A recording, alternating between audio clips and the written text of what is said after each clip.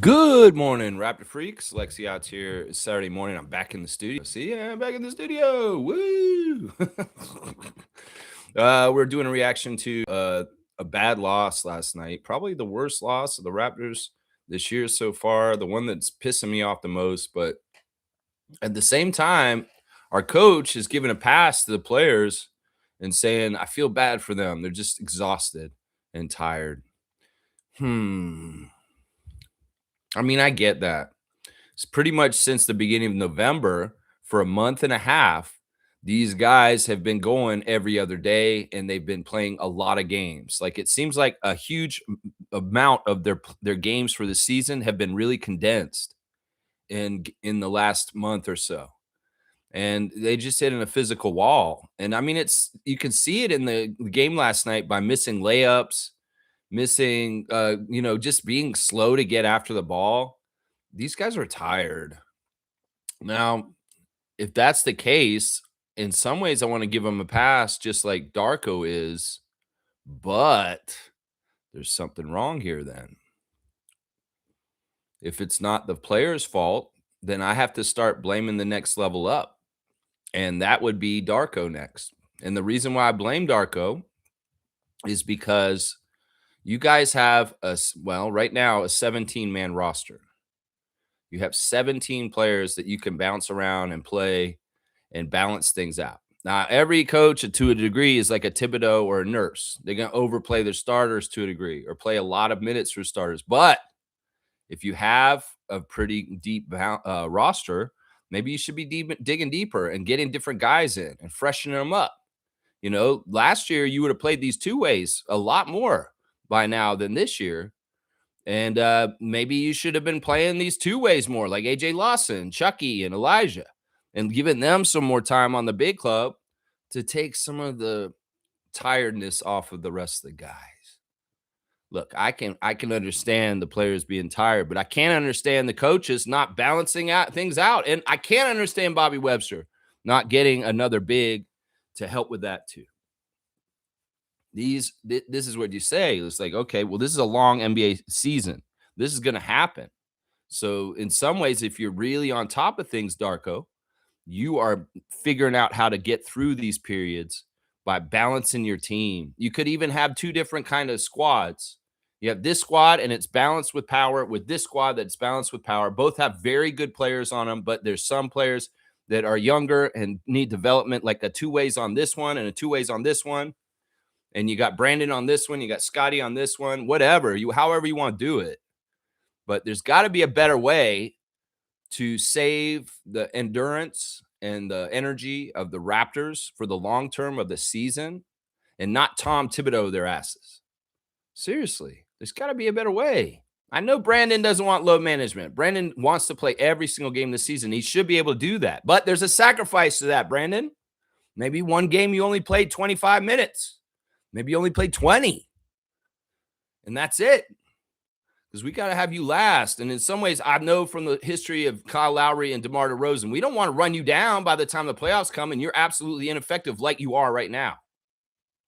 In some ways, you may want to play all 82 to prove a point and do something to feel good about, but we need to do this within the parameters that prepares you for a postseason, healthy and able to have energy to play at your highest ability. So I'd say this, Darko, you go ahead and say it's not the players' fault. They're tired. That's why they stunk so bad and played the worst game of the season against the Charlotte Hornets at home last night. You go ahead and say that. But when you say that, then I start to say, well, why aren't you balancing them out better so that their energy isn't so run down at this point? And Bobby Webster, why do you have an open roster spot that you're not utilizing yet? And you need to get help for bigs. You need to get help for the bigs. That's where I go to at that point. I mean, I like that Darko gave him a pass and he's not mad at the guys in some ways, because in some ways, what do? You get mad at exhausted people. They just kind of get upset and they're kind of because they're grouchy. And they're kind of like, I'm tired already, coach. And now you're yelling at me. Well, it's a tough thing to handle. It's delicate in some ways, and it honestly, they were down by 7 going in the fourth last night, and they managed to lose by almost 30. They are exhausted. That Laker game, as Matt Devlin put it, was an emotional ending. And the next day coming in for Charlotte, yeah, guys did not look right. They did not look sharp. They looked lethargic. They looked slow. They looked tired. They looked like man, it looked awful. It didn't look professional to me. It didn't look professional to me. So, yeah, we're going to react to that game. I'm wearing my purple hat. We'll talk about the 9:05 game also, even though we covered it on the show with the watch long. I think it's good to circle back and look at that game and go over the stars for that game also. And yeah, we'll do the Instagram stories, the classic card, all that stuff. All that stuff. Let's go, Raptors. Let's go. All right, we'll start with Trevor. Trevor J, how's your birthday yesterday? Your birthday weekend? Happy Saturday to you, Commissioner Fun. He's saying be soft and cool like water, so you can adjust anywhere in life. Be hard and attractive like diamonds, so no one can play with your emotion. Interesting. Interesting. So be like water and diamonds. Sparkly, clear, translucent, dazzling. Dazzling. The way the water sparkles. I like the water one. Be soft and cool like water. I like that. Be soft and cool. What if you have hard water and it's hot? I don't know. Either way. But yeah, the other one, be attractive and hard like a diamond. You know, sometimes if you're an attractive person, you do have to be tough because people will be attracted to you and they may come to you and you may not want them in your life. And you may have to be very explicitly honest in saying, yeah, I'm sorry. No, you know, that kind of stuff. But yeah, this is good. Interesting words of wisdom here, Trevor. I like it. I like it. Yeah, I like it. All right. Trevor's saying this also. Raptors' worst loss for the season. Yeah. Yeah. I'm going to say that right now. That was an embarrassing game last night. That was embarrassing how they lost.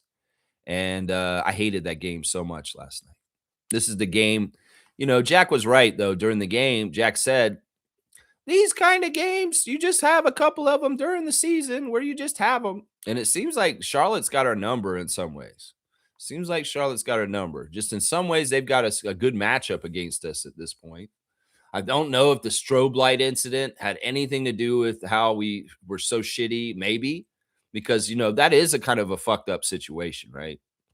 You have a strobe lights that won't go off in the middle of the arena for like the first minute of the game you're playing, and the strobe lights won't turn off.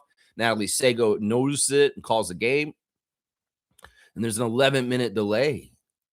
And well, Tony Brothers was waffling on whether he'd let them have a warm up or not, but they got the light off just at the wrong time to not get a warm up and to continue to have schedule to try and get the game landed on the right time frame with the programming and the networks and bullshit like that. Because that's what Tony Brothers is thinking about as those lights flicker like crazy.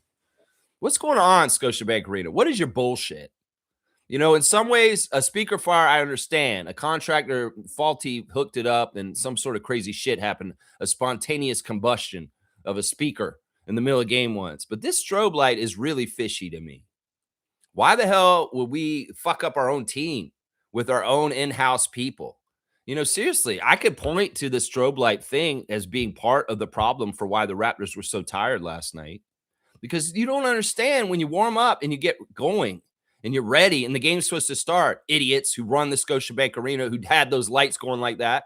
I could be all conspiracy theory and say these are fucking people that hate the Raptors and wanted to fuck them up, whether it's hockey people or some other people from that building. Whoever was in the staff who was in charge of the lights at Air Canada Center / Scotiabank Arena last night, fuck you for being incompetent and allowing that shit to happen.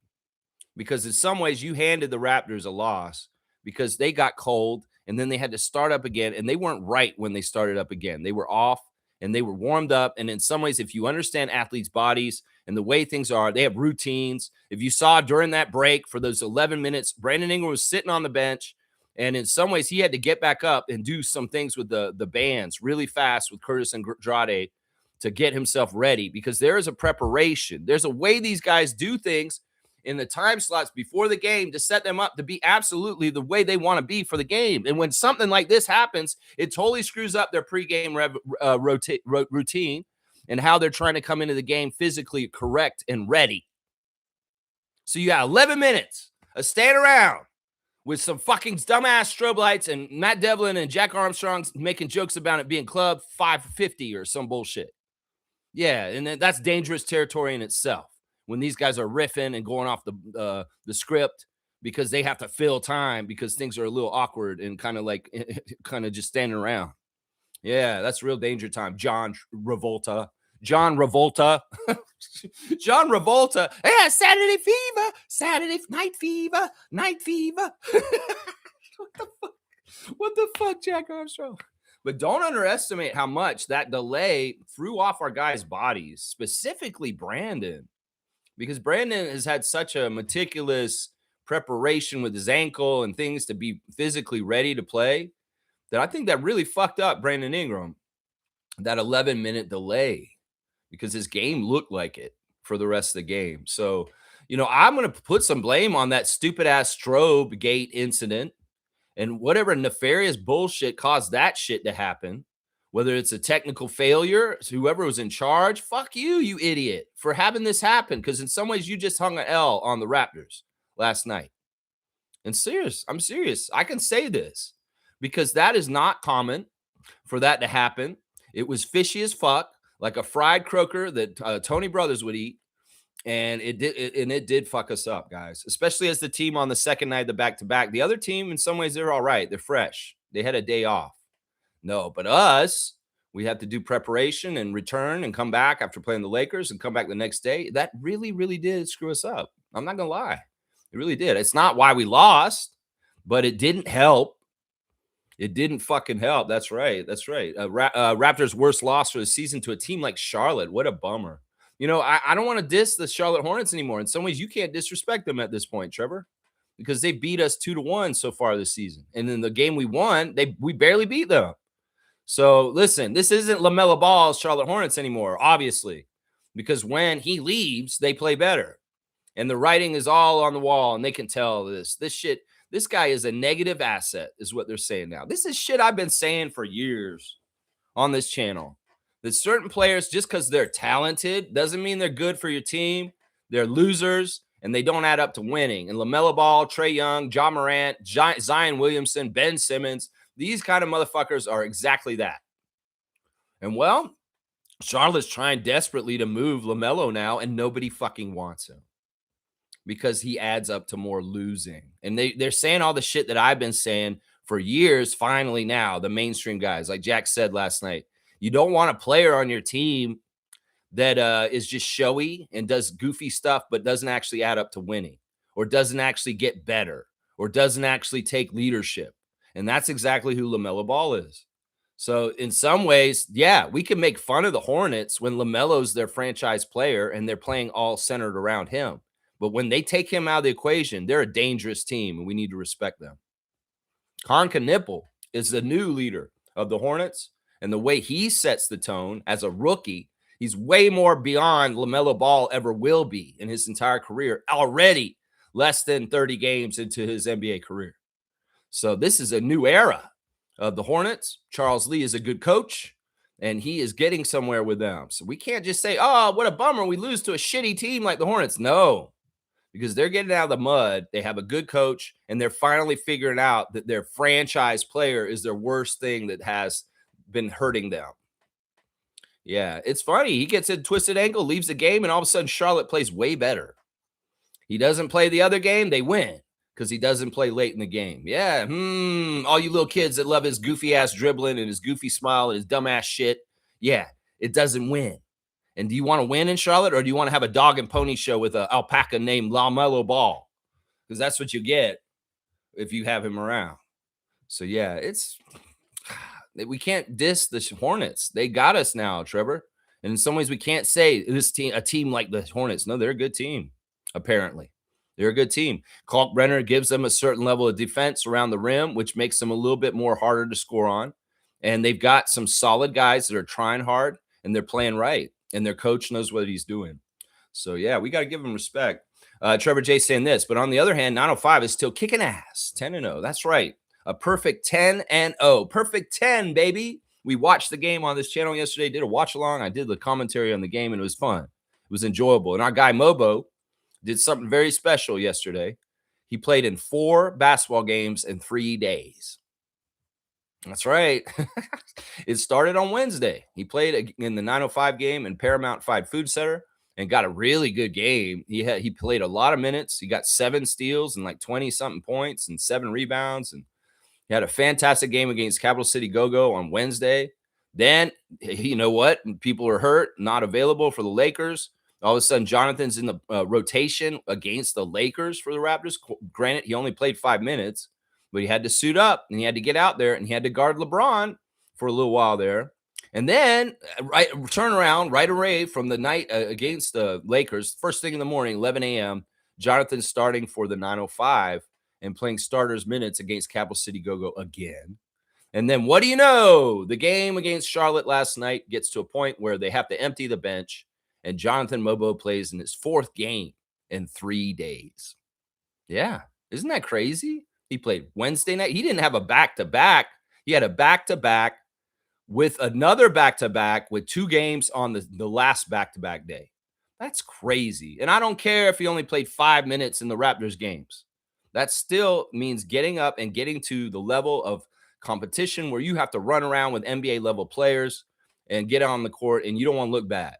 So if anybody's supposed to be tired right now, Jonathan Mobo should be tired because he just played 4 days. Darko said after the game, he's not making them do nothing today. They're going to get a full rest day because the crazy thing is their game tomorrow is at 3:30 in the afternoon. So they have to get ready right away. And I'll have the preview for that game tomorrow. Boston Celtics here in Toronto at Scotiabank Arena, 3:30 tip-off. I'm going to try and go to the game with my dad and be there in the arena to try and be loud and help them as much as I can because they are on a slide. They've lost 4 out of their last 5 games. And really, we're starting to see the way that we need RJ badly right now. We need RJ to take the pressure off Brandon and Scotty. We need RJ to help with the scoring and the scoring droughts. We need RJ just to help with the fatigue we have right now. We played 7 games without RJ, and we've only won 3 of them, and we've lost 4 of them. So, yeah, we need this guy back immediately. And none of this bullshit. Where are you, RJ? Come back, man. We need you back so bad. Yeah. Kaloy saying this, flush that game last night. On to the next. Well, not much time to wait because that game will be tomorrow at 3:30. I'll have the preview in the morning with the refs and the latest lineup news and all that stuff before I get in the truck and drive downtown to the arena and watch that afternoon game. So, yeah, we'll have all that stuff tomorrow. Yeah, I get what you're saying. In some ways, it's like this game sucks so bad. I don't know if the tape is worth watching late in the game because those guys are just so tired. It's like you could put it on there and say, yeah, oh, yeah, you're just exhausted. That's why that didn't happen. Oh, Shed, that's why you missed that layup and it hit the rim because you're just absolutely tired. Jacoby Walter, you shot so bad last night. Just absolutely gassed. Absolutely gassed. Yeah, Brandon, just not your normal self. A lot of open shots you would hit and make. You're tired. You're tired. You're all tired. Scotty, disappearing act like he's done in the past. The first half, pretty good. Second half, hardly anything and just gone. Probably when the team needed you the most. It's just flush it. That's it. Flush it. If it's a turd, flush it. That's right. Trevor's saying this. Things happen in life you have no control over. Computer malfunction, whatever man created is going to be mishaps. Yeah. Do you think that's what that was last night? Was a computer malfunction? Is this like 2K? Like a Y2K? It's like, oh, the computers. Maybe it wasn't at 2000 when it flips. Everybody's freaking out about that bullshit. Maybe there'll be other weird snafus. You know, self-driving cars sounds real safe. You know, shit like that, man. I don't know. I may be one of these old men at 50 years old that just denies everything new coming in the new era and just lives the old life out in the woods in a simple way. Yeah, all right, y'all youngsters, you can have your AI and your self-driving cars. I'll just be out here driving my own car and thinking for myself. All right. Yeah. Trevor's saying the Celtics are playing good right now. Yeah. They started out like kind of half and half. They did have injuries at the beginning of the season other than just Jason Tatum. and they've kind of righted the ship recently. That, yeah, of course we got to take them very seriously. There's Celtic pride, and Celtic fans aren't totally going to want to tank. In some ways, they do want to still win some games and feel good. But what is the point? That's what I would tell Celtics Nation. What's the fucking point? What do you really think your ceiling is this year? And why would you even waste it trying to win games? I'm going to gaslight you just like they gaslighted us last year. Why the fuck are you trying to win right now, Celtics? Your season's a wash. You don't have Jason Tatum, and you should be tanking like crazy. Yeah, I'll say the tank word for y'all. Y'all should be tanking like crazy. Y'all should be trying to lose because don't you want to get a VJ Edgecombe? Huh? Like Nick Nurse and the Sixers were so bad last year that they got VJ Edgecombe. Don't you want something like that, Boston? Well, why are you trying to win right now? Is what I would say to them. Seriously. You're going to get halfway through the subway door and you're going to have 1 foot on the platform, 1 foot on the train, and you're going to get split in half because you went half-assed towards your season, whether you're going to win or lose. So I just say that to Celtics Nation. I don't know what y'all are doing.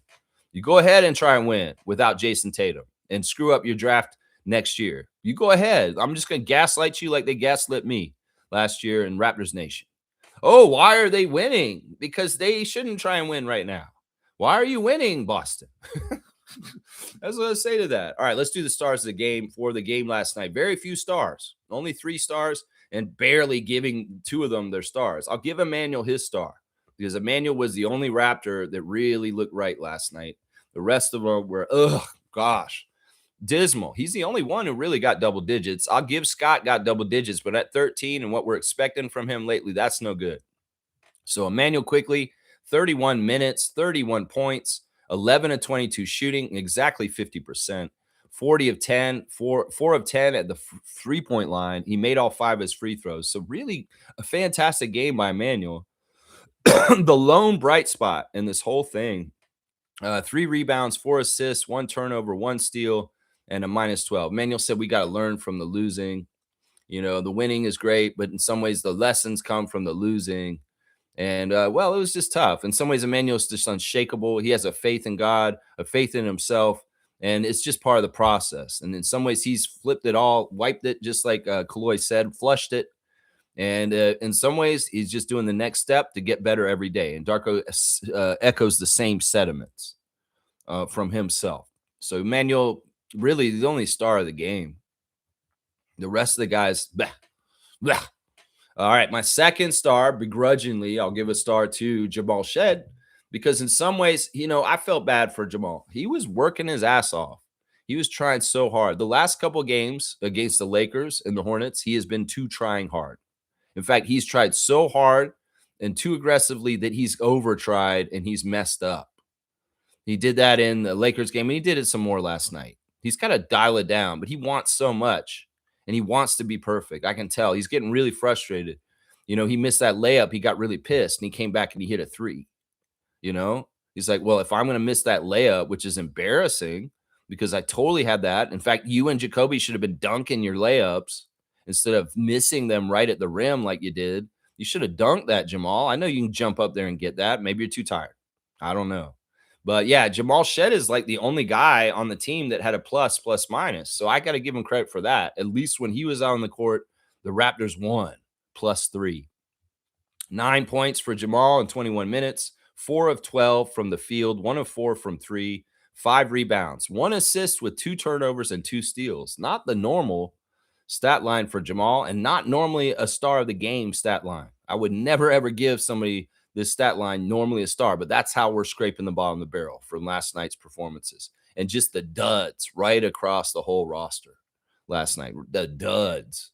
Seriously, that's what we're dealing with right here. The last star of the game, I gave it to Battle, and he didn't even really do a whole lot. In some ways I was pissed because early in the game, Battle was out there and he was absolutely wide open, and they did not get him the ball. He should be a priority person that y'all try and get the ball to if he's wide open, just like Grady. In some ways, I seen y'all freezing out our shooters. In fact, Battle made his first 3 off of a pass from Grady. Grady, in some ways, is competing with Jamison Battle. And if anybody has any reason not to want to give the ball to Battle to make a 3, it's Grady. But Grady's unselfish, and Grady's doing what's best for the team, and I appreciate Grady for this. But why the fuck is it Grady that's passing the ball to Jameson and giving him the best pass and the best shot attempt in the whole entire game, guys? And that's the only shot he got. And that's the only shot he made, was a 3 off of a bounce pass from Grady Dick at the top of the key, and boom, he nailed it. I seen him open a couple times, Manny, and you didn't throw it to him. I seen him open, guys. Scotty, Jamal, Sandro, Brandon, you guys. I seen Jameson Battle open, but he only gets 1 shot attempt. We're having trouble scoring, and you guys aren't looking for the 3-point specialist in the corner when he's wide open. Like, what are y'all doing? Darko, you and the coaches need to prioritize Grady and Jameson, and maybe even Jacoby a little bit, and maybe even Oshai when he comes back, and say, we need to find these 4 guys when they're in the corner to shoot threes. In some ways, y'all are finding Sandro for threes more often than our specialist 3-point shooters. And that's fucked up. Why is that happening? Whether it's Brandon, Scotty, Emmanuel, Jamal, y'all need to fucking find these guys. Like, what are you doing? Seriously. This is one of the biggest things that is fucking pissing me off right now, is that we can't get Battle and Dick going. What are y'all doing? Why are you freezing them out? Why are they not getting good shot attempts set up by you guys on a silver platter, Jamal Shed and Emmanuel Quickly and Scotty Barnes? Brandon Ingram, why are you not passing out of that double team to a open Jameson Battle in the corner for 3? Because shit, man. Jameson, 14 minutes, 3 points on 1 shot of 3 that he got from Grady Dick, 3 rebounds, 1 assist, and he's an even. So we didn't lose or win with him. He's 0 on the plus minus. Those are my stars. A guy who made 1 3 and a guy who shot 4 for 12 and had more turnovers than assists. Yeah. And I could do an honorable mention for Scott, but Scott only played half the game last night. He decided to play the first half, and then the second half, he just did his Houdini and disappeared. Alas. I'll go through each guy's stat line and talk about what I saw and why it pissed me off, too. We'll do that in a sec. Let me see what y'all are saying in here. G saying, why did they look so bad last night? Dargo saying they were exhausted, man. And I mean, if we look at the calendar, let me get it.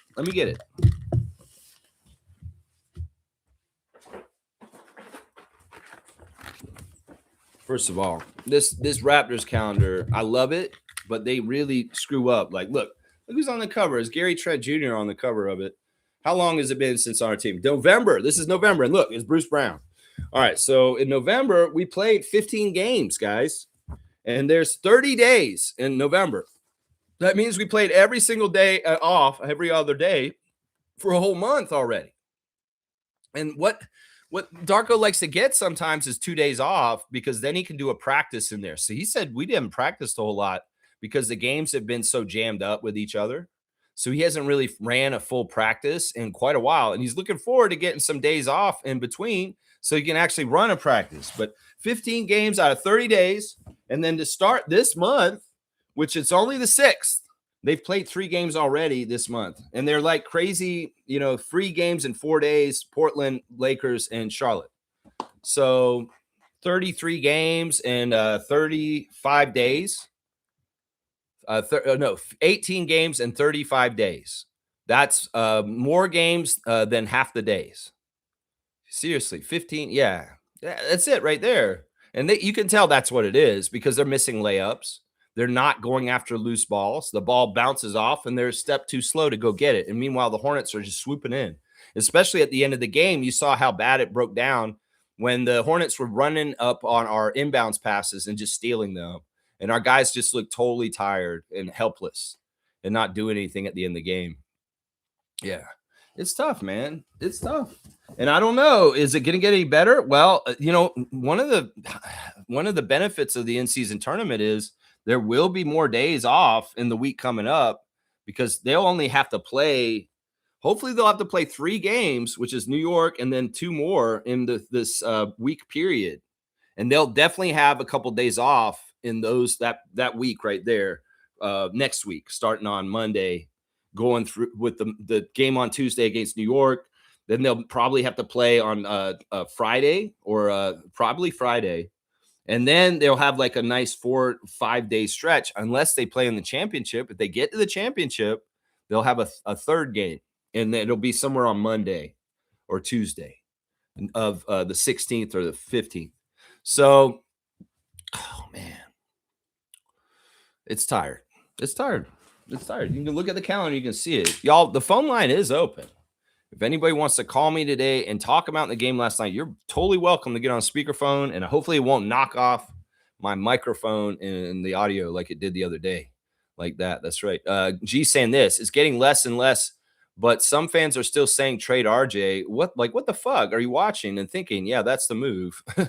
Once again, those are New York fans. Those are general NBA fans. Those are people that are not wanting good things for us, and they understand just how important he is. And when we lose and we're in a bad place and some of the Raptors fans get all crazy, well, our haters come in and do toxic shit and put out a whole bunch of toxic views and ideas and extra angst and just bullshit. And we got to be aware of this. This is the new way the NBA is now. I see it in Spurs Nation too. This is not anything different than all 30 teams go through at this point. Online is so toxic at this point, and there's so many amateurs and idiots and dumbasses that don't know basketball that are just spouting off and saying all kinds of crazy shit. And it's not just solely Raptors Nation. The Spurs Nation's crazy right now too. You think that they have Victor Wembanyama. They've been winning a lot. They're finally having a winning season after losing seasons. And the Spurs fans are just as goofy and crazy and saying crazy shit too. Like, trade this, do this. I'm upset about this. So it's just the terrain. It's just the lay of the land now in today's modern NBA with a social media and online and people being able to voice all their stupid ass opinions and having an audience to see it. So we just got to train ourselves to have discipline in where we put our attention. Because like Trevor said, in a word of wisdom, we feed our brains we feed ourselves with food, we feed ourselves with information, we feed ourselves with content. And if you cut out the bad, nasty, dumbass, toxic, useless content, you'll be taking in a better diet. And that's it right there. It's not going away. It's going to always be there. But I found that when I don't try and hear for the tree to fall in the woods, I don't hear it. So that's what I would just say. You guys can go in there and look at it if you want. I would say be a good Raptors freak and then, give them counterpoints or maybe try and educate them in a very graceful, nice way and not demeaning and insulting. But also, it's not your obligation to do anything with them at all. And even just ignoring them is probably the best action. Because I don't even go in there and look at it anymore. I mean, I'll go look at Raptors Reddit real quick. Let's just see how it is right now, because it could be really crazy. There's first post is I miss him greatly, underappreciated. And it's that Wolverine meme with him in bed looking at the picture, and he's touching a picture of RJ Barrett. Yeah, we know that meme very well. Wolverine from X-Men laying on the bed, sad, and he's thinking about RJ. Yeah, well, this is a good post, and this is exactly spot on. We miss him greatly. He's underappreciated. That's for sure. Yes, sir. Yeah. They've got a highlight of the G League crowd going crazy last night or yesterday during the game. I didn't catch this, but when Elijah Martin hit a free throw to make it 67, all the kids in the crowd at the school day game in the morning yelled 6-7 and did their little goofy arm thing. Elijah, after the game, was talking about that. He's like, he thought it was fun that he got into it because he did the arm thing after he made the free throw too, and the kids went crazy. But yeah, 6-7. This phenomena is goofy. In some ways, I feel like this is a psyops thing or some weird thing, or maybe just children in general. And I'm not dissing them when I say this, and I'm not coming at, I don't say this shit about Scotty because I am an autistic person myself. That, I think this 6-7 stuff is kind of autistic in some ways, like all the kids doing it. I don't know. There's something weird about it. Do we have like a whole generation of autism that's doing 6-7? Because in some ways it's very like that. Let's just put it that way. It's weird. All right, let's keep going. LeBron on Toronto fans. They're amazing. I love it. I don't know how many games I have left here in this building. These fans are unbelievable. Yeah, Toronto and LeBron do have an affair, a love affair. The city of Toronto. And I don't want to go to the extent of putting them together and making that name because I hate that name. And I think that whole period of time and everybody who gleefully talks about that period and naming it that, fuck you. As a good standing a Raptor fan, we don't like that term. And anybody who thinks it's goofy or fun or you're a Raptors fan and I love LeBronto and all this bullshit, fuck you.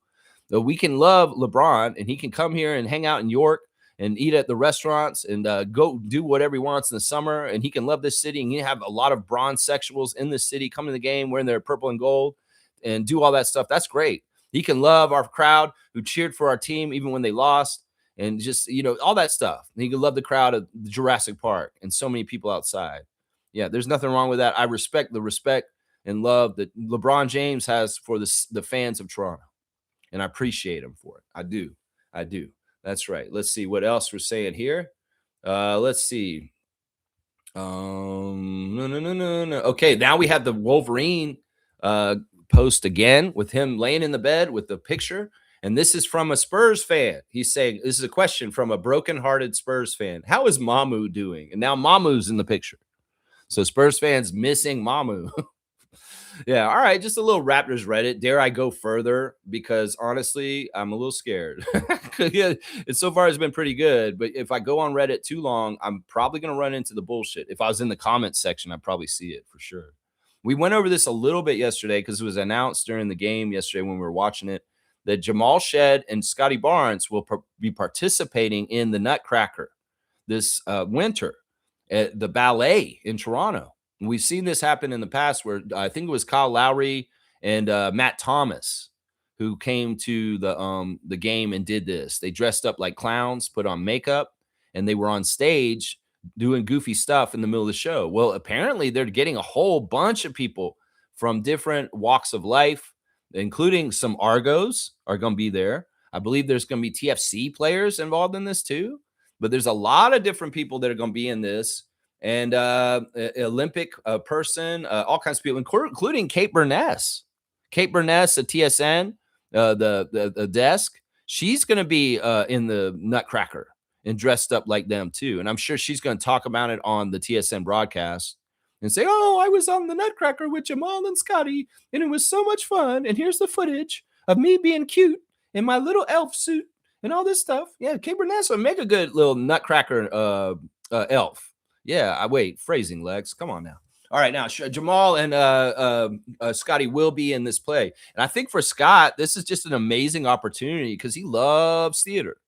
He loves Broadway and Mirvish, and he loves Hamilton. And, well, in some ways, Scotty gets to scratch that itch himself by getting on stage and actually performing himself. He's going to love this, guys. This may be one of the most fun thing Scotty Barnes does in his entire life. I'm telling you right now. And he probably will act like that after this. I'm telling you right now, he's fallen in love with theater.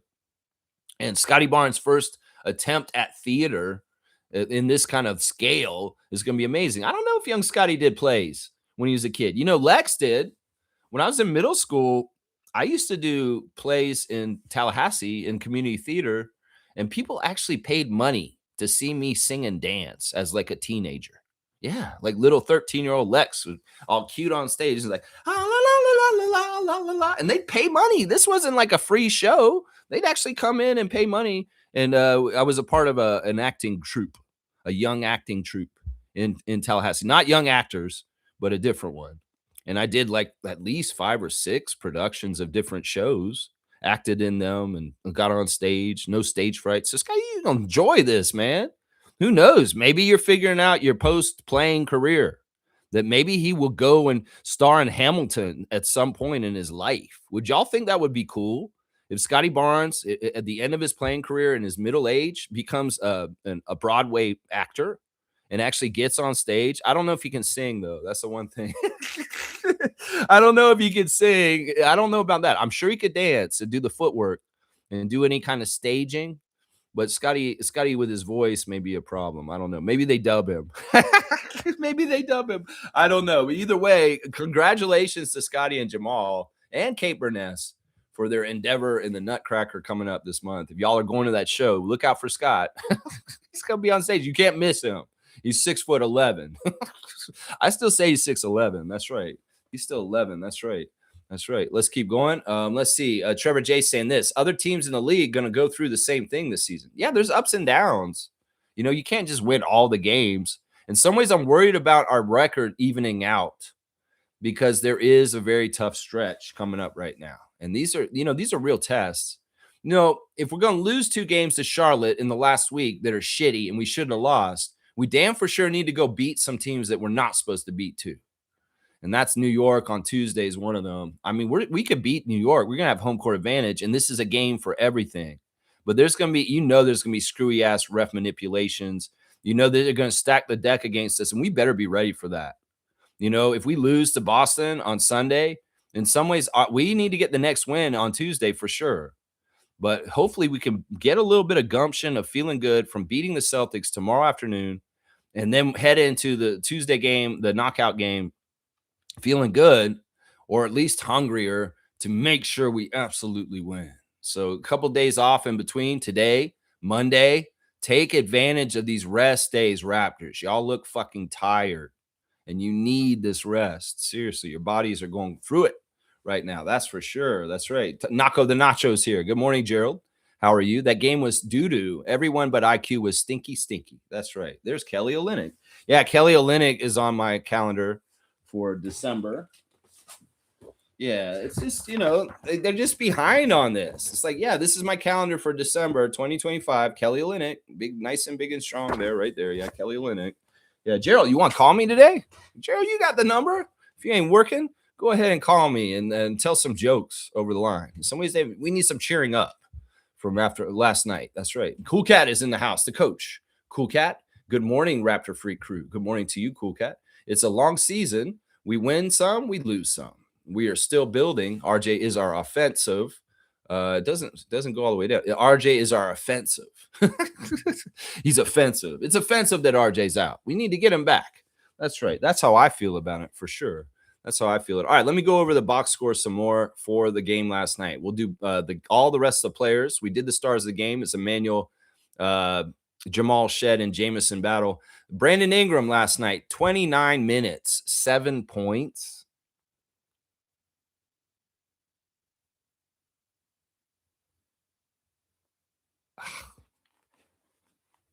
On 3 of 13 shooting. They're trying to say that they were just coming at them. And yeah, they were flying right at him.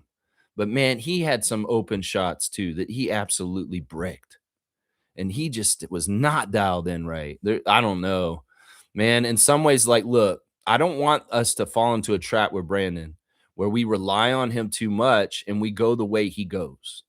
You know what I'm saying? In some ways, if the Raptors are smart, when RJ's back, we have a couple different people to lean on.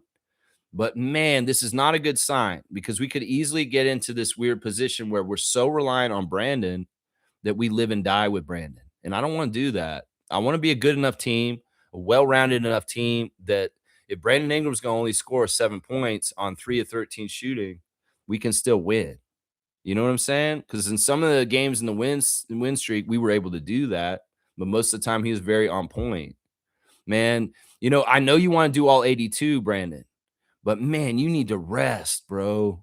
You need to rest and get some rest because we need to think about the postseason too. And near the end of the season, bro, you may want to get all 82, but maybe you play 10 minutes in some of those games near the end and you can still get all 82. We want to work with you and get what you want.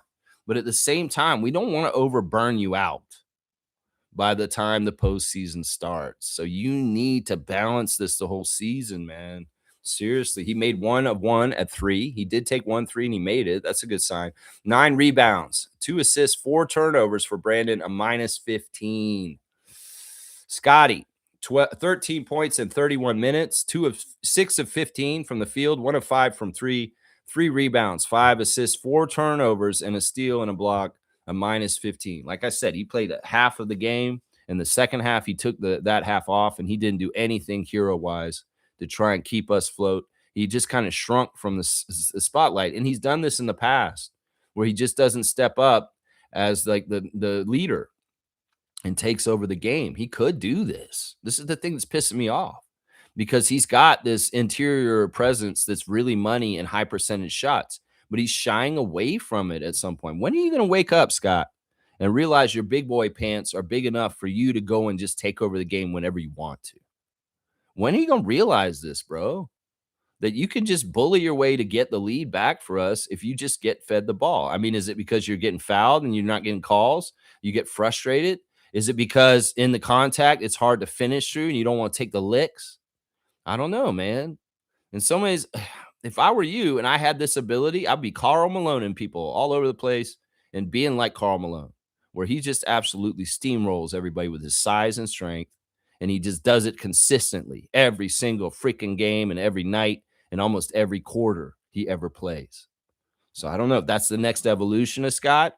We're getting a certain level of consistency on a high level all around, but it's still not happening 24/7 in the consistent way that we need, and especially in the second half last night. Maybe he was tired, just like everybody else. Jakob Poeltl, 23 minutes, 5 points, 2 of 5, 1 of 2 from free throws, 7 rebounds, 1 assist, 3 turnovers, 2 steals, and a block, a -6. He was a guy who didn't play the night before. He should have been fresh. Why wouldn't we lean into him? In some ways, he's been able to dominate Kalkbrenner. In some ways, yeah, because he's a veteran. He's bigger than him in some ways. He's stronger. Why didn't we do that? Why didn't we direct the game plan towards Jakob and trying to let him do a lot of the things for us? Since once again, he wasn't on a back-to-back. He came in fresh, not playing against the Lakers. I question some of the coaching decisions as far as that kind of stuff. Darko doesn't want to blame the players and they're tired. Well, in some ways, I'm going to bring the buck to you, bro, and say, why aren't you feeding Jakob and getting him a ton of shots? 5 shots for Yak last night? That's a fail. That's a fail right there. He's an advantage that we had, and we did not feed him the ball. Do I blame Quickly and Shed for this? Is that what it is? Or do we blame Scott because he didn't do his fun 2-man stuff with Yak enough? I don't know. Jacoby Walter, what are you doing, bro? What are you doing? You're going to waste your life. I feel real bad for him and Grady because in some ways, last night, Grady, I've got a glimmer on you that you're going out of the league soon. Yeah. In some ways, I hate to say this, but Grady Dick, if you can't hit threes and you're 0 for 3 and you're wide open on threes, you're useless to this league. And you're going to find the door real quick and you won't be in the NBA very long. No, you might get like a 5-year career because you need to fucking get your shots to go in because that's what you're known for. In some ways, you're not doing that correctly this year at all. And in some ways, you need to make your shots, Grady. If you're wide open, you can't be affording to miss shots. And Jacoby, it's a little bit different for you, but in some ways, you need to watch out too because you could find yourself out of this league quick too if you don't start figuring this out.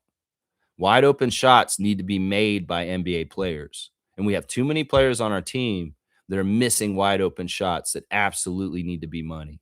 Are you putting in the time and the effort? Are you putting in the reps and the shots? You are. You say you are. Well, why isn't the work showing when the game's going on and you need to make these shots, Grady and Jacoby? Why? Why isn't it showing? Because it was garbage last night. Jacoby Walter, 25 minutes, starting, 2 points. You go from a 17-point game, your best game of the season, to a 2-point game against the Charlotte Hornets. You should be feasting on the Hornets, man. Seriously, what are you doing, Jacoby Walter? Stop wasting your life, man. It's 0 for 7 from the field, 0 for 3 from 3. He made both his points at the free throw line, and he didn't even do well there. He was 2 for 4 at the free throw line, missing 2 free throws. Absolute shit. In fact, Jacoby Walter, you're the worst player last night. Seriously. I can't even give you credit for some of the stuff you do on defense with the steals and stuff when you're so shit on offense. The way you played last night, Jacoby, is a role player off the bench, not a starter. And I don't understand why he's still starting you right now because it's not worth it. You shouldn't be starting right now. You should not. They should give this opportunity to Grady or Jameson and let them try and get things going because, man, you're wasting our time. Seriously. I really feel like that. 4 rebounds for Jacoby, 2 assists, 1 turnover, and 3 steals, a -24, the worst plus minus on the team. You cannot tell me you're doing defense first and helping the team because you're not. You're not, and you're not scoring. You're a dead note.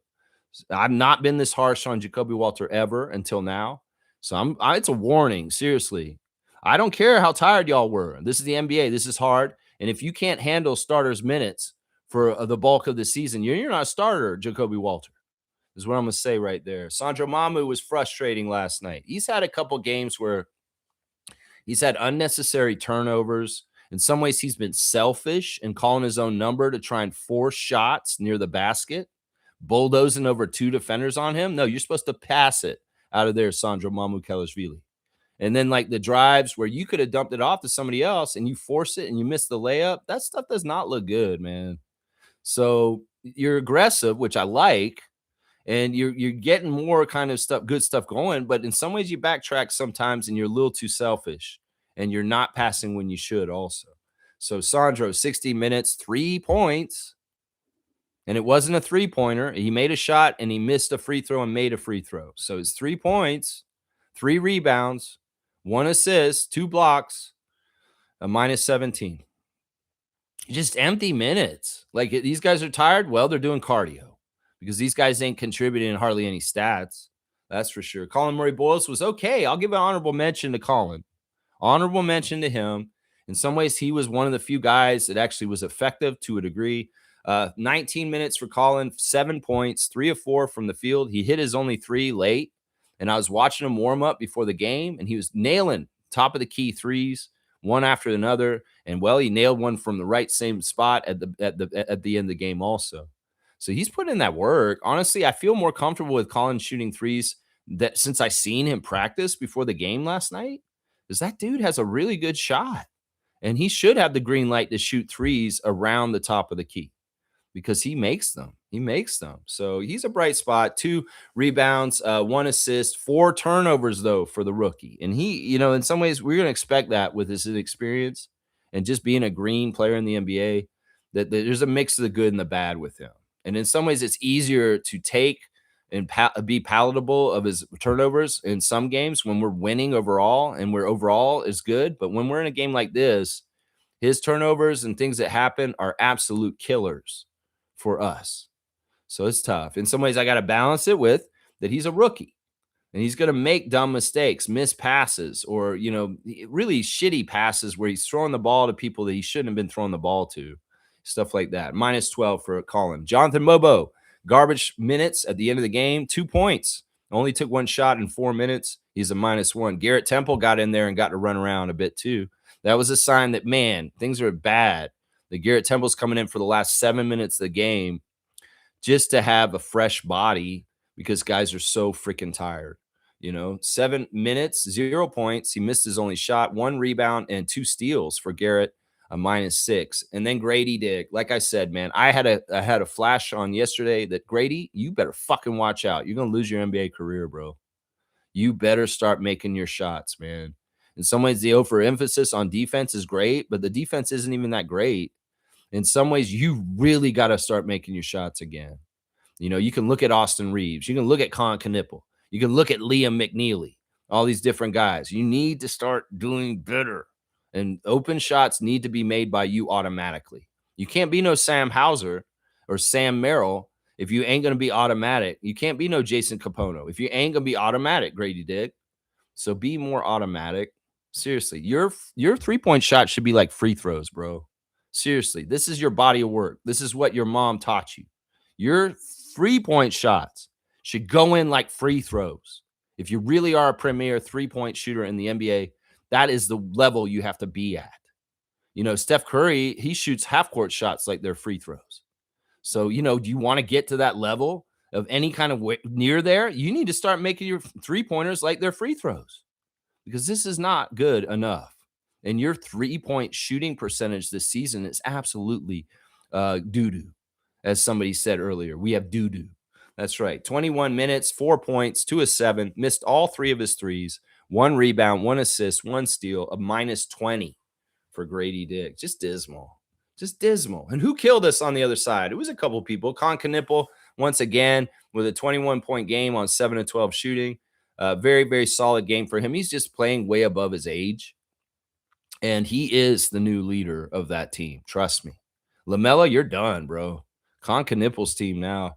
And then Tijani Saloon, the French 2-year player, was off the bench, and he absolutely hurt us. He's a great athlete.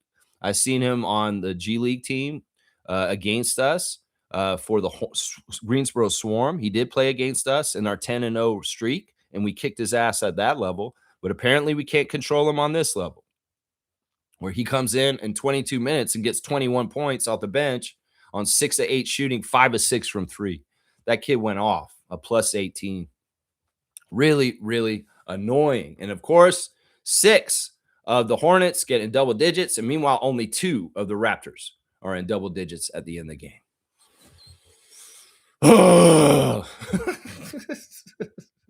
All right, let me see what else you guys are saying in the chat. Good to see some more people filling it up here. Filling it up, filling it up, filling it up. Yeah, keep grinding, keep grinding. Is our offensive weapon we're missing? Keep grinding. I like that. Trevor's saying, don't be a fool to get fooled by fools. I kind of understand that. I'm not totally sure. G saying this, Ingram played so little last few years that he may need a few days rest. He looks tired. We just said the same thing. Yeah, that happens with you and me, G. I mean, that's what they were kind of saying after the game with Darko. You know, some people are speculating, even though Brandon missed so much time and he doesn't want to miss any games this year, how do you balance that? Because he's also high usage. If he's in the game, you're trying to give him the ball. Well, maybe we don't give him the ball all the time. Let him run some cardio. He can get out there and just kind of be a safety valve. We just get him at the end of the shot clock.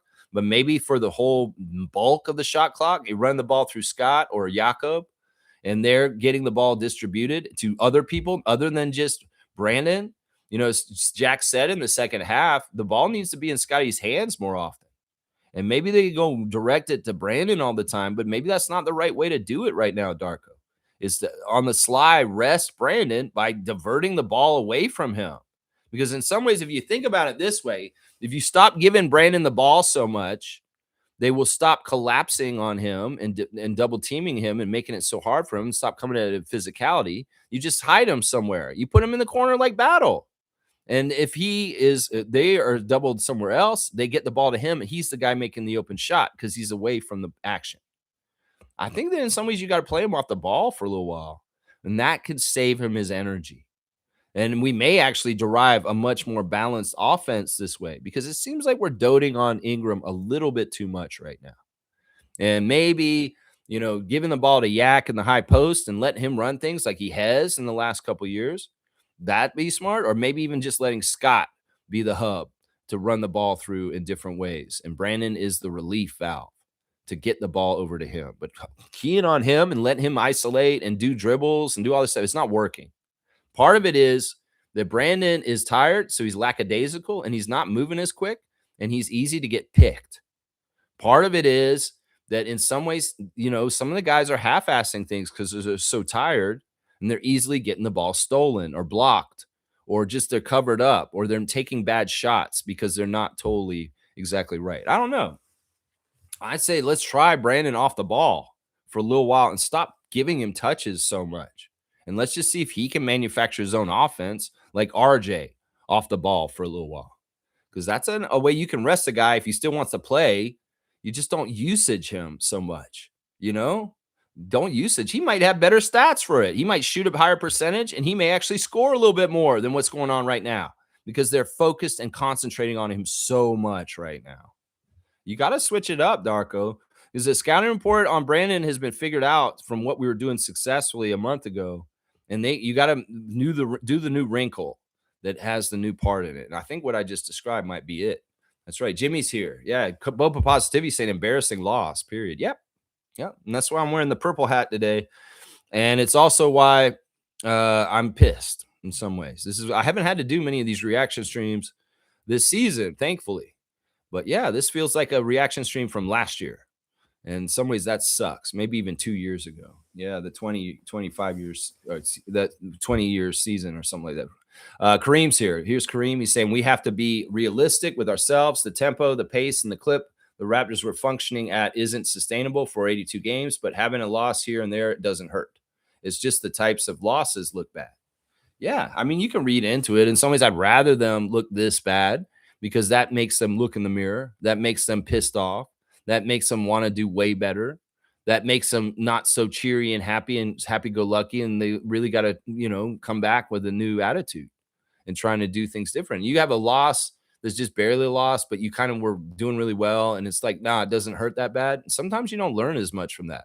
So really hitting the bottom of the barrel like last night could be very useful, let's just say. And hopefully can light a fire in their asses so they beat the Celtics and the Knicks in the next 2 games. So, yeah, it's tough, man. It's tough. All teams go through this. The 82 game schedule is a grind, and all teams will have the ups and downs, just like Trevor said. There's all teams are going to go through this at different times. It's just we're going through one of it right now for ourselves, and all teams will go through this. Even the Thunder, to an extent, will have some sort of weird period where they're losing a little bit more than they thought they would, and the fans will probably act out of pocket, even though it's the Thunder and they're winning like crazy right now. Watch, if the Thunder lose 2 games in a row, Thunder fans will act stupid and toxic too. Watch. Excuse me. All right, see, Trevor's saying this. NBA teams really coming after Ingram. They're making it hard for him. Well, that's why I said what I said 5 minutes ago. Just go ahead and take the ball out of his hands and work it around to him the opposite way. That's what I'm saying. G saying Yak didn't look 100%. His back has been bothering him. I mean, that is why he wasn't available for the Lakers game, is because of his back. It wasn't a strategy.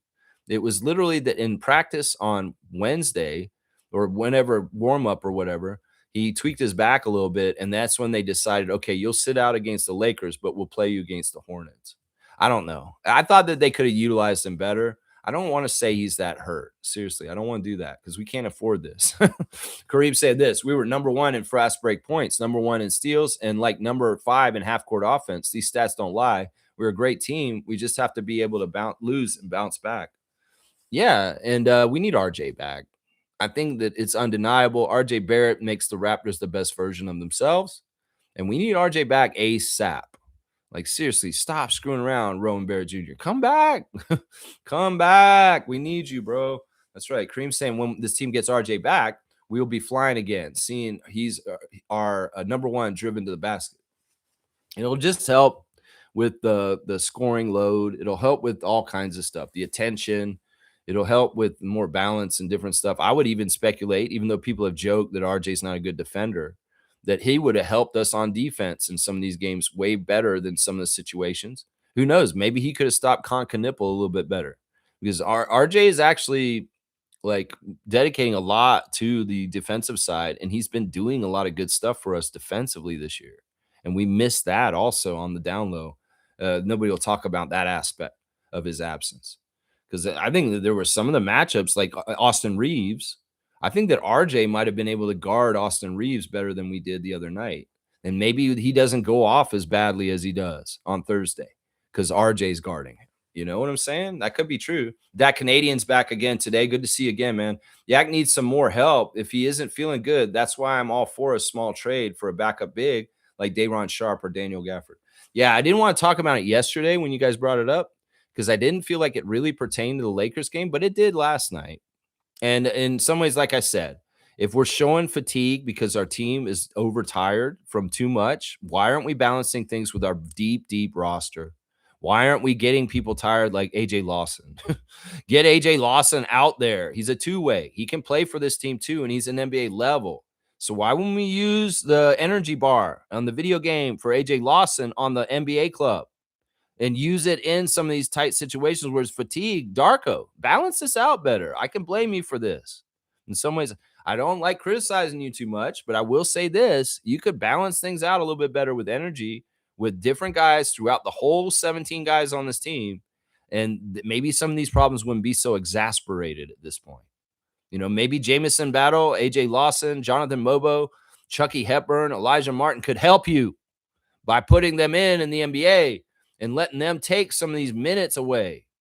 You know, seriously, we don't want to Thibodeau or nurse our team to the whole entire season where we're getting hurt or, you know, not totally fully energized at the end of the season when it really matters at that point. You know what I'm saying? I love both those names.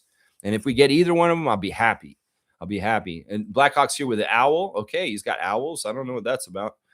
G saying this, we cannot afford Yak being hurt. So it's Bobby's job now to fix this issue. He will. We need some patience. Would you want Zubac? Is Clippers blow it up? I don't think. See, this is a thing. Once again, they can't afford to lose all of their good assets that are young. And he's like basically the only one. You know, he's the only, and he's not even that young anymore. That's the crazy thing. Zubac, I keep thinking he's a young player, but he's probably like a 10-year almost player at this point. I don't know. I mean, he's a starter caliber player. He's an expensive player, and it doesn't fit with our salary cap. So I think that's a pipe dream, G. I think that's a pipe dream. You want to get Zubac, you're trading a quality player to get him from the Clippers. And I'm not about doing that. I'd much rather make a smaller move like Gafford or Sharp at that level than going and getting a starter, a whole other starter like Ivica Zubac. As attractive and fun as that sounds, it may not be realistic cap-wise. Let's just put it that way. That Canadian said, I think Zubac's too much of a hot asset right now. I heard the Clippers want some first rounders for him. Yeah, exactly. The price for him will be crazy, especially since he's the only kind of guy who's still kind of young. All the rest of their guys are dinosaurs and on their way out. And in some ways, he may be the big building piece that they're trying to build the next era of the Clippers around after Harden and Beal and these guys. So, yeah, I don't think it's likely. I don't think it's likely. And that Canadian saying, if I've learned anything from the Clippers is you have to be real careful with those first round picks. Yeah, SGA and the stupid deals that they have done to hurt themselves. That's right. G saying this, all good bigs are demanding a lot because they are hard to get. I know, but we don't need to get a very good big. Once again, there's tiers. There's starter big, there's backup big, and then there's third string big. And in some ways, we don't even need a backup big. We need a second string big or a third string big. We don't need a starter caliber big because that's adding a salary to our roster that we don't need. We don't need that. You know, Yak's already $20 million a year. Zubac might be like 30 almost. And we you're gonna bring in Zubac who makes more money than Yak? That doesn't make any fucking sense. No. No, we got to understand the talent and what is the job we need. We don't need somebody who's exactly perfect, who's an all-round player. We need a guy who can box out, rebound, protect the paint, and that's it. Play really good defense and rebound. That's all I give a shit about. I don't care if they can score a lot. I don't care if they're this or this. We just need somebody who's going to help with the rebounding and the defense and sealing out the paint and just that stuff. That's on the list. And if you're a big man who doesn't do those things, I don't want you. If you're just some glorified power forward that shoots a lot of threes and scores a lot, but you don't play defense, why the fuck will we want that? We want a guy who will play defense and rebound. And Gafford and Sharp are two of those guys that fit the category exactly right because they're not starters and they could be a second or a third string center. This may not even be a center that's above Sandro on the depth chart, guys, that we're trying to get right now. We just need insurance. And in some ways, it's just a player to come in and play some big man minutes in places where we need it. I think that's what the role is, Bobby Webster, what I just described. And it doesn't have to be a premier player like Zubac. It damn for sure shouldn't be, man. Damn for sure shouldn't be.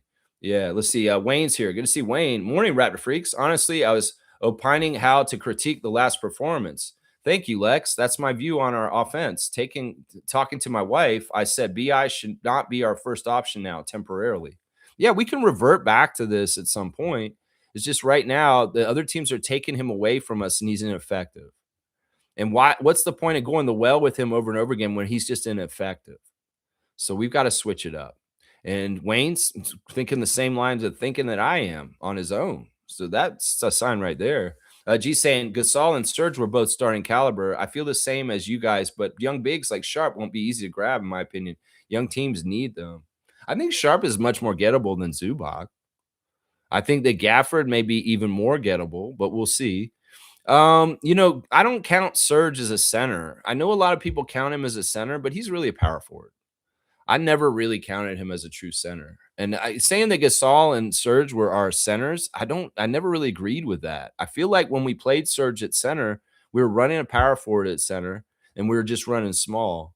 We really only had one center on that championship team. And Ibaka could play 5, but he's not truly a center, is what I'm saying here, guys. I never ever really thought of Serge as a true 5. He's not. He's a 4.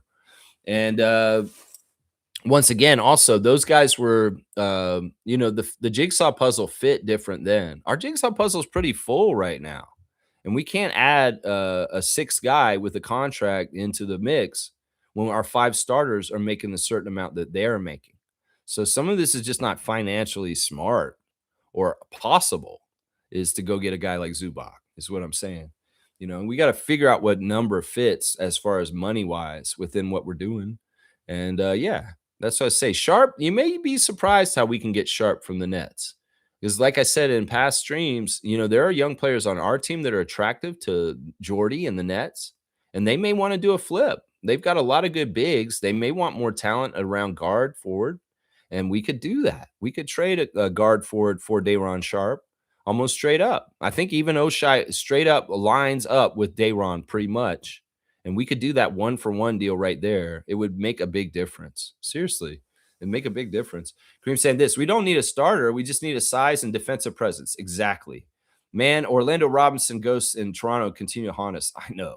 That does kind of piss me off because the Orlando Robinson stuff that he was giving us last night is exactly what we need right now. And I don't need no flashy shit. I don't need all this and all that. And man, I just wish Orlando had just been on our team going forward. I feel like, Bobby, you dropped the ball on not investing in Orlando Robinson and having him stay with us. We had him here. He was with our team, and you guys let him walk. And I don't know why. I don't understand it. I felt like he was fitting in well. He was helping us win. He was doing good things at the end of the season. Maybe you thought you could upgrade. I mean, it wouldn't have hurt to have Mamu and Orlando right now behind Yak. I just don't get it. I just don't get it. How the hell can Orlando have both Castleton and Robinson, and we couldn't keep either one of them? Like, what the fuck is that? Seriously, Bobby Webster, wake up. And why did you let Orlando walk? I think that maybe he didn't get along with some of the guys on the team, or they didn't like him or something. I don't know what it is. Orlando loved being a Raptor, and he wanted to stay here. It wasn't from his end. I think somebody on the Raptors didn't like Orlando, and they didn't want him around. I think that's what it was. And that's too bad. That's too bad, man, because I think that he was the perfect player for us to have right now for what we need right now. Even if he's slow getting up and down the court to a degree, he does things right for what we need right now, and that's rebounding and paint protection. And that's the thing that's pissing me off, man. That Canadian saying, where does Zach Edey fall in the mix? As far as what I was just describing, he's a starting caliber center.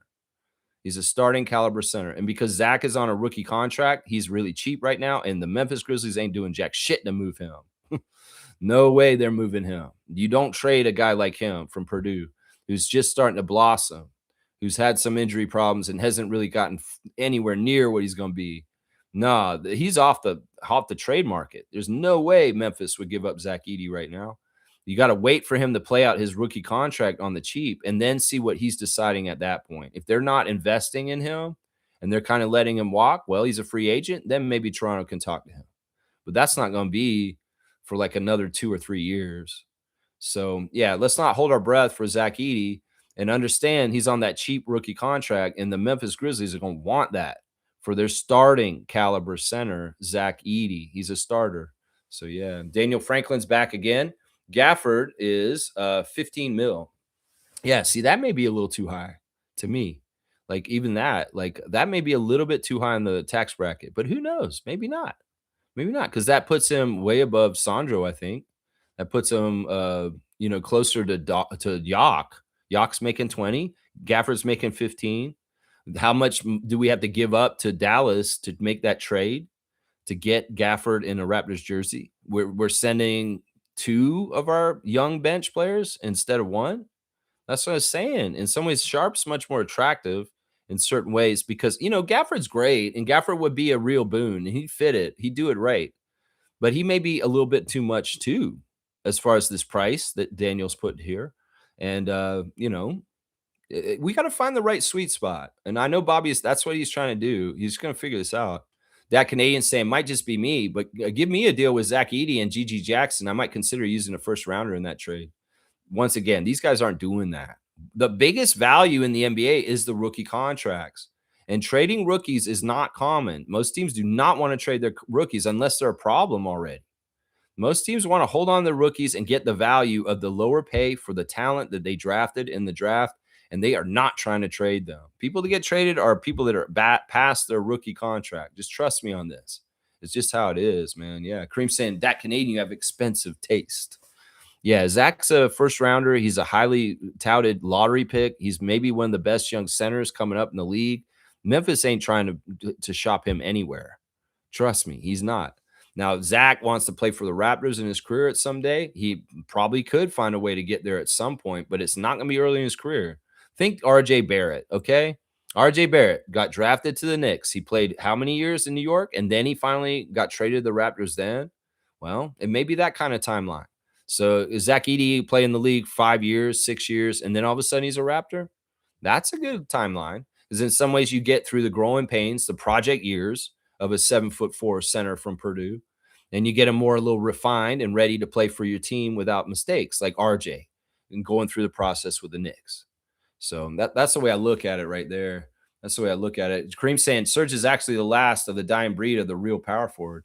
In some ways, I would say that, but I've seen signs of the real power forward coming back with Julian Reese.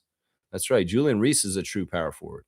It's crazy. He is on the 905. You got to watch Angel's brother. He plays like Oakley. He plays that old school style. He puts people on the floor. He's so physical, man.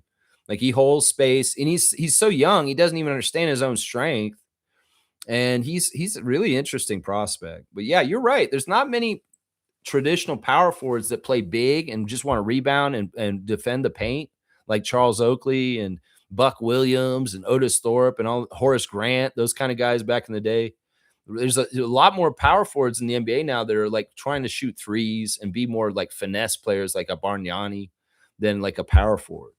So this is true in some ways. Serge was a dying breed, but there are some signs. There's still some of these guys around, like Isaiah Stewart and Juju Reese. That's right. Daniel's saying Raps only have one true center right now. Yeah, I would agree with that. And that's actually been the case for years, going all the way back to our championship team. I don't think we've had more than one true center at any point. I mean, you could say Alex Len and Aaron Baines, but really, are those guys even a center by themselves? Maybe they add up to 2/3 of a center by both of them together. It's like Kem Birch, Freddie Gillespie. It's been tough since Yacht came back. We didn't really have a really good true center, and now to have a good backup center for him, well, that's tough too. I would like to say that Sandro is actually a center, guys. I know a lot of y'all don't want to say he is, but he is more of a center than Serge is to me personally. He is, because in some ways he does do a lot of the center stuff. It's just it's not totally. He plays so much other stuff that it clouds things and makes you think he's not a center because he does the dribble and he can shoot threes and there's all kinds of stuff that Sandro does, but that doesn't mean he's not a backup center. He's been a backup center his whole career in the NBA for the Milwaukee Bucks and San Antonio. And he is a backup center, guys. He may not be a completely true center, but he's a center. I don't like that Raptors fans and other people try to say Mamukelashvili is not a center. He can play center, and he is a true backup center. That's what I say. That Canadian saying this, I know I do, but Grizzlies don't even seem to be using Gigi that much. And Edey is that kind of center we're looking for.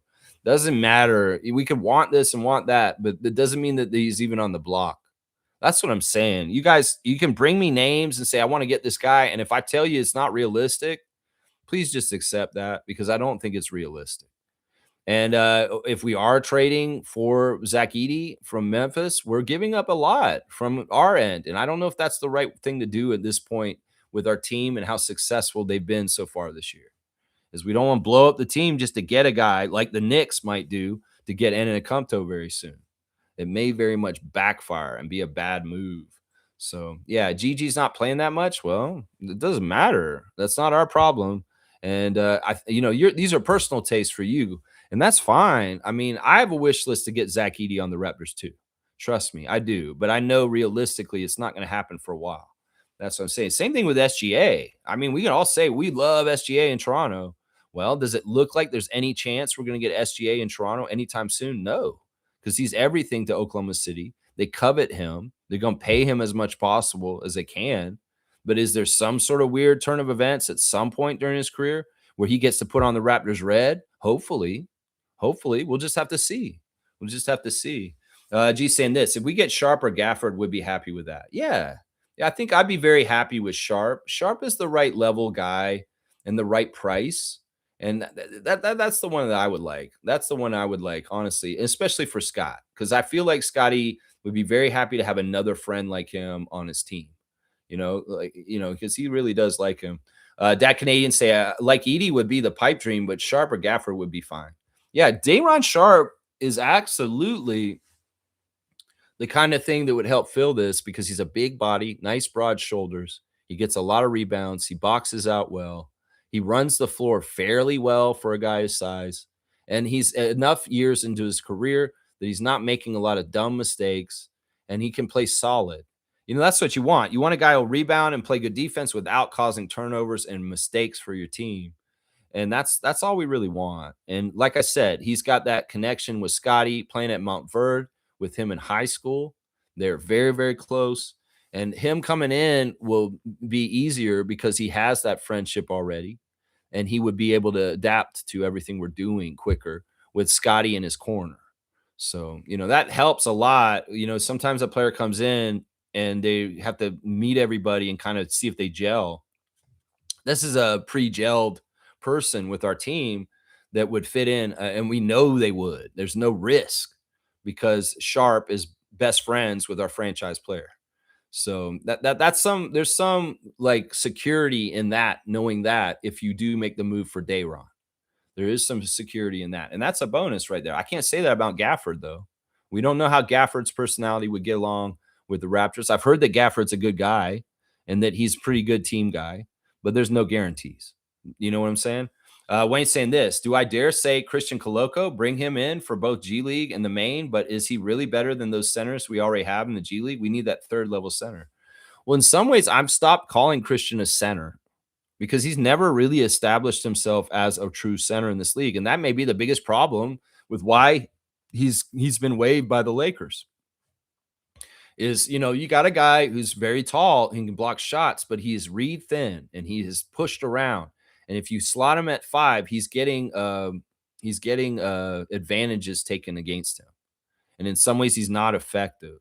When he was on our team, that was part of the problem, whether he was getting in foul trouble because he was fouling, even though I didn't think he was fouling. A lot of those look clean blocks. Well, he just doesn't have the size. He's a great help defender, but he is not fitting the T of what we need, Wayne, because he can't protect the paint with the physical body to hold people out like Dayron Sharp or Jakob Poeltl.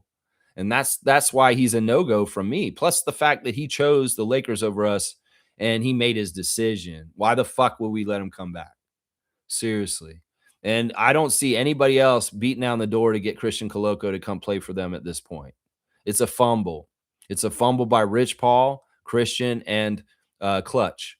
And what they did, sending them to the Lakers to try and help them, is a detriment to that young man's career from Cameroon. And, it didn't work out in Lakers. He wasn't this magical center Ayton has been for them so far.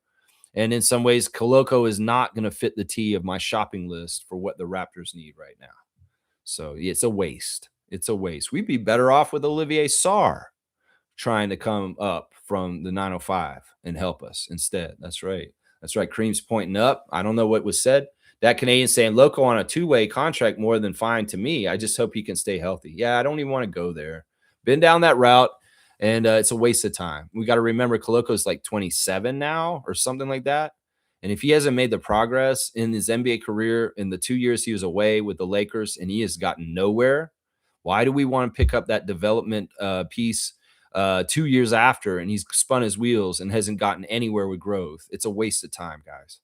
In some ways, we'd love to reclaim our guy because we should have been able to at that time. But who knows? Maybe this is another one of those moments where Bobby and Masai were geniuses and just let him go because they realized this is kind of what was going to happen. And they dodged a bullet and they didn't waste time with Coloco anymore because it just wasn't going to happen. We could say they dodged a bullet when Kawhi made his decision to go to the Clippers. Maybe the Raptors dodged a bullet because Christian Coloco decided to go to the Lakers. I would say that, man. I would say that right there. Yeah, Kareem saying this. I think we were at a point where Coloco could work for us and only cost us some Toronto gym shorts and Under Armour gear. I just hate he did us dirty. This is hilarious, and he's going to get a dunk for this. Yeah, I don't know what his price is. It's a little bit demeaning what you just said, but we'll go ahead and give you a dunk because in some ways, Christian, when you turn on the Raptors and you don't fulfill that, and I'm talking to Shamshay too right now, you don't, that door is not necessarily an entry back in. You go out to have a cigarette at the concert. Well, maybe the ushers aren't letting you back into the concert because it was exit. You can't enter back.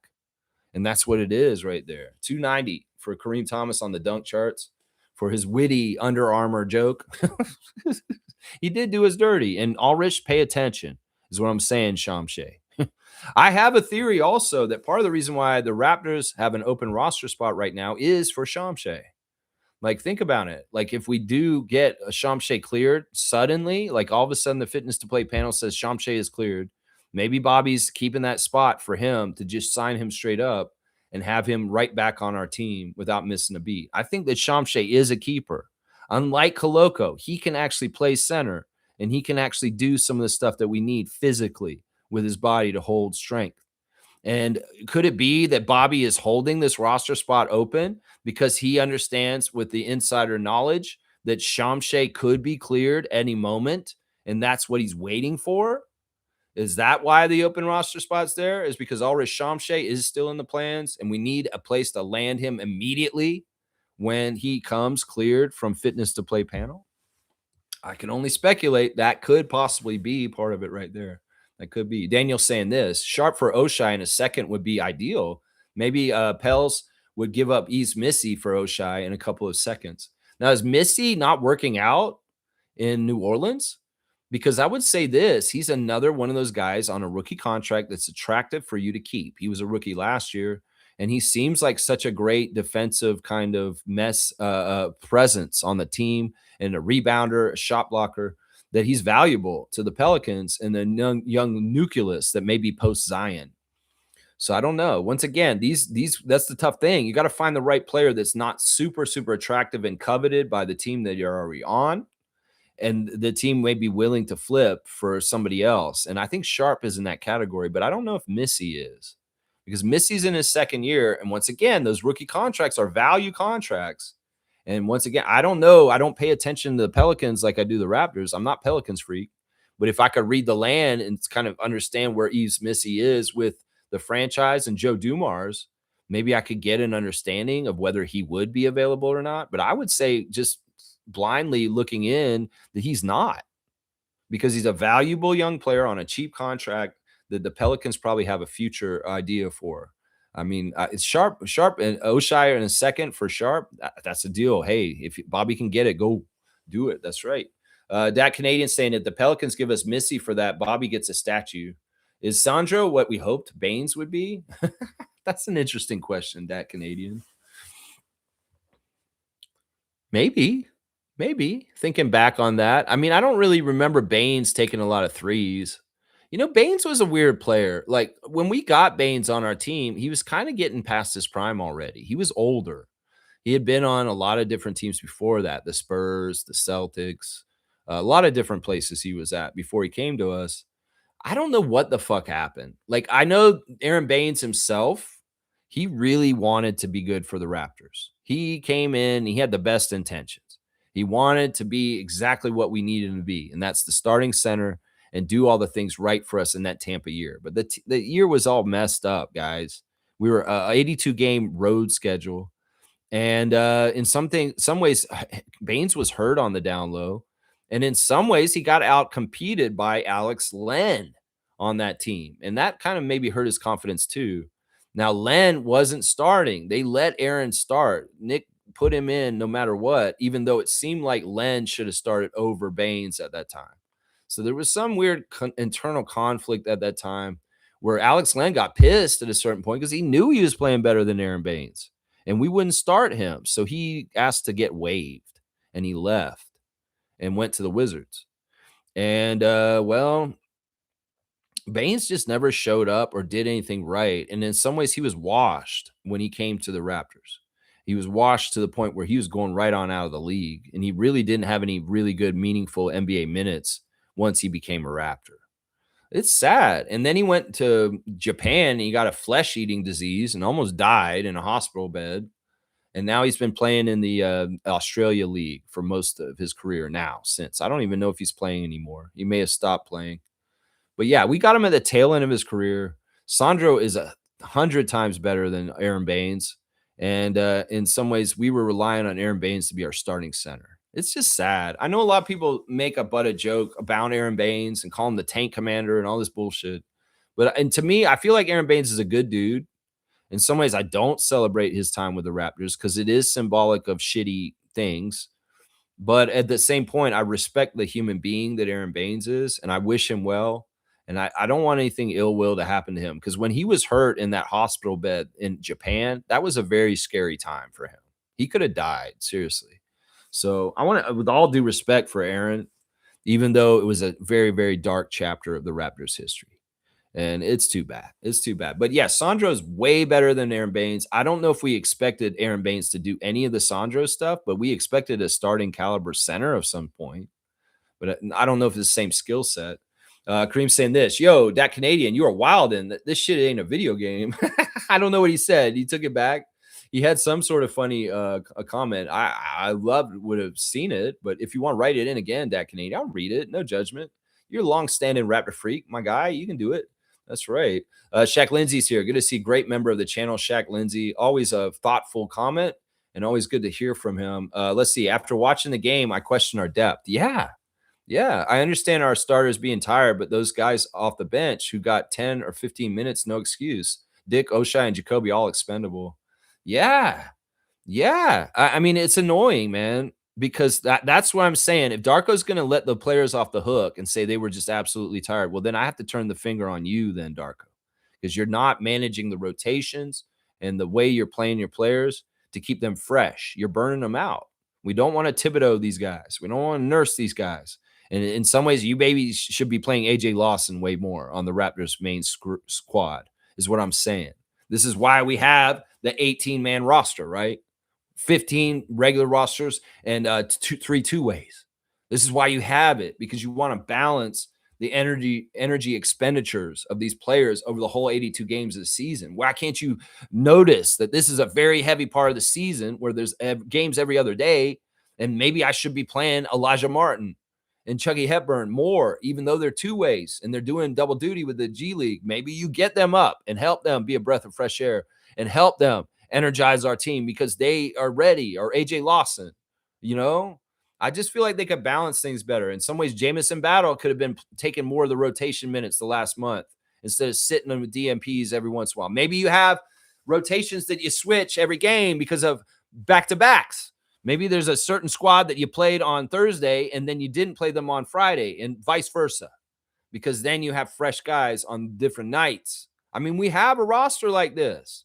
And if you diversify the two squads with talent on both sides and the balance on both sides, maybe you can get through this really hectic schedule of a lot of games without guys burning out and getting wins and getting through there. That's the plotting and the planning I want to see from you, Darko. And this is independent of Bobby adding another big in the open roster spot. This is you guys on the coaching staff balancing your rotations and getting different players in on different nights so that you have different fresh guys on different nights. That's what I want. I get it. RJ and Oshai out. That's 2 men down. That doesn't mean next man up mentality can't happen. AJ Lawson gets in a game in the last 2 days. That's what I'm saying right there. Shaq Lindsay is probably doubling down on what I'm saying and hearing me. And he's like, yeah, speak facts, Lex. Speak facts. Yeah. Daniel's saying that Canadian. Yeah, probably not happening. He's doing some NBA video game trades, saying this is how we get Zach Edey. Cool Cat saying, I would like us to get Koloko back. I don't. I like the young man. I wish him well, but man, you fucked up. You shouldn't even listen to Rich Paul and went to LA. I called this. You should have watched the Raptor Freak channel. I said this, Christian, way before you made your decision. Don't go to the Lakers. You're going to make a big mistake if you go to the Lakers. You got to stay in Toronto. You need development. You need more time to get better, and we are the right place for this. The Lakers do not develop young players the right way, and you will waste your time and you'll lose your career because of this. And that's what's happened, Cool Cat. You were here. You heard this whole saga every day when we talked about it a couple years ago. And I warned Christian many, many times, do not go to the Lakers because you're going to lose your career that way. And well, he did. And he got that. And in some ways, I don't feel damn bit sorry for him, Cool Cat, because we wasted a draft pick on him in the second round and he wasn't honoring it and coming back to us. He had decided he wanted to leave Toronto before, because he said that interview the Arizona newspaper at his old university and said, I look forward to playing for my new team. He told us right then he wasn't coming back to the Raptors. I look forward to playing for my new team. What the fuck? You're on the Raptors. We drafted you. You're not going to come back and play for us? Well, he's dead to me then. In some ways, I wish him well as a young man, but his NBA career and what I care about with NBA players is dead to me. I don't have nothing to do with Christian Coloco in a Raptors jersey at this point. He made his choice. And Shamshay, heed this warning. That's what I say right there. Yeah, Reggie's saying Raptors had a stinker of a game. It happens. See how they play against Boston. Better efforts coming. Yeah, have some pride. Are you up this morning? Look in the mirror, Raptors. Jacoby Walter, Jamal Shed, Grady Dick, Scotty Barnes, Emmanuel Quickly, Brandon Ingram. Y'all looking in the mirror this morning? You better be. You better be. Who are you? Are you wasting your life? What are you doing? What are you doing? Losing the Charlotte Hornets twice in a week. Fuck that. Fuck that. Beat the Celtics to feel better. That's what I say. That's right. I'm going to be coming down there with my energy tomorrow, and I will be loud. That's right. I'm going to come down there, and I'll bring that defense chance, and I will bring that energy, and I will try and help you, Raptors, myself personally, singularly. And if I can get the crowd behind me, if the Quickleys are cheering with me, we'll get it going, the defense chance, and we'll make this happen. That's right, Emmanuel. You'll hear us. You will hear me tomorrow. You will hear me tomorrow. That's right. I'm coming. That's right. Shaq Lindsay saying Sandro is a backup in spot-up minutes, but not full-time. Darko is forced to play Scotty or Colin when Sandro is playing for Jakob to help him out. Yeah, and there's nothing wrong with that. You know, in some ways, that's kind of like the tag team power forwards instead of the center thing. And we've done that a couple times in the last couple years. You know, Jonathan and Scotty at the 4 and the 5 is supposed to make up for not having a true center. In some ways, that tag team can do that. You know, Colin is getting stronger, and he's only a rookie. He'll be able to do this more and more in the future, where it won't be a big deal if you have Scotty at 5 and Colin at 4. But right now, it looks a little undersized in certain ways. You know, it does look a little undersized. Reggie saying this, really, Dwight Powell is the answer as a backup 5. That's a good choice, honestly. And it's great to have a Canadian come back. He's a vast knowledge, and he is a defensive player mostly in some ways. And I don't know where his price is right now. He could be on a veteran minimum. I wouldn't be upset at this. I've also said getting Serge to come back and play at this point may be a smart idea too. I'd much rather have Serge Ibaka come back to Toronto than Christian Coloco, because in some ways there's a lot of different things that you get with Serge coming back. Even if he's a step slow and a little bit older, he still looks like he's in fantastic shape, and he hasn't stopped playing. He's been playing in Europe. And, well, I mean, if that is a possibility, I'm sure Bobby's looked into it. I'm sure he's looked into it. Yeah. Let's see. But Dwight Powell's an interesting idea. He checks the boxes, in my opinion. Vet with extensive playoff experience, can rebound and run the floor, has a jump shot, and he's Canadian. And he's from Toronto. He'd be coming home. You know, Dallas is probably going to be switching it up a lot very soon to go into the Cooper Flag era. And who knows, maybe Dwight Powell's era of 10 years of being on the Mavericks is going to be over. And I mean, I wouldn't be against this. I mean, he wouldn't have to play a whole lot. It'd be very similar to what he's doing things for the Mavericks right now. But maybe we could do a little bit better. Like I would say maybe Day'Ron Sharpe is a better choice just because he's younger and more lively. I don't know. Let's see. Shaq Lindsay's saying Sandro's problem is his low post defense. Yeah, I mean, he can hold it on some possessions, but sometimes he messes up. I think that some of it is just him working on it more. Maybe some of it is more strength training. Maybe it's just footwork and positioning and understanding like the angles better. You know, some of that could be an improvement, because it's not that he doesn't have the size or strength. He does.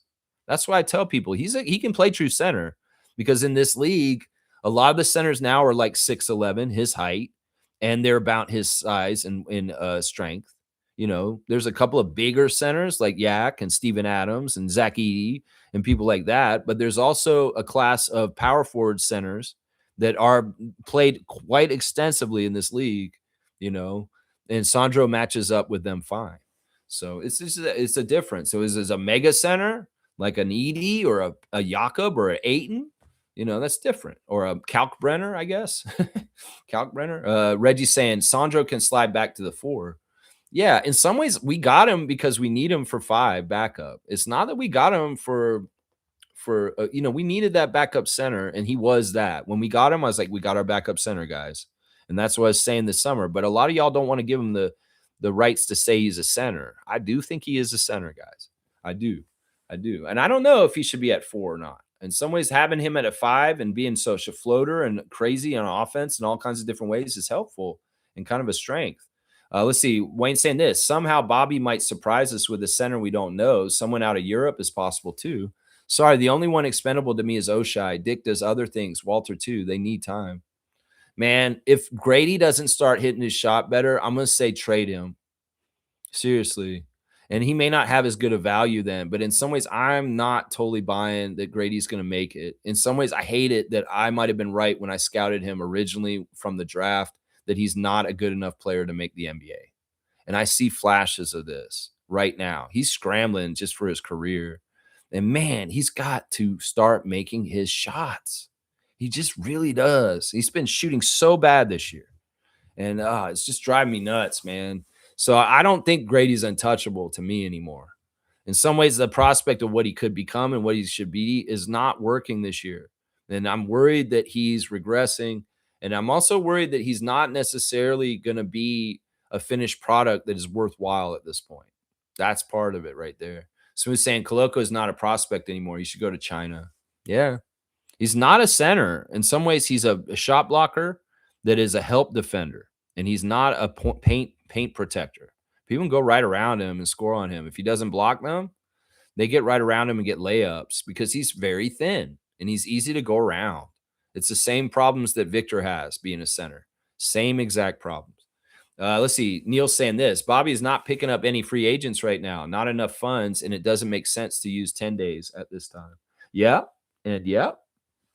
I mean, I wish he'd do a 10-day. Like, put a 10-day on Julian Reese. Get him up. Why not Olivier Sarr just for the hell of it?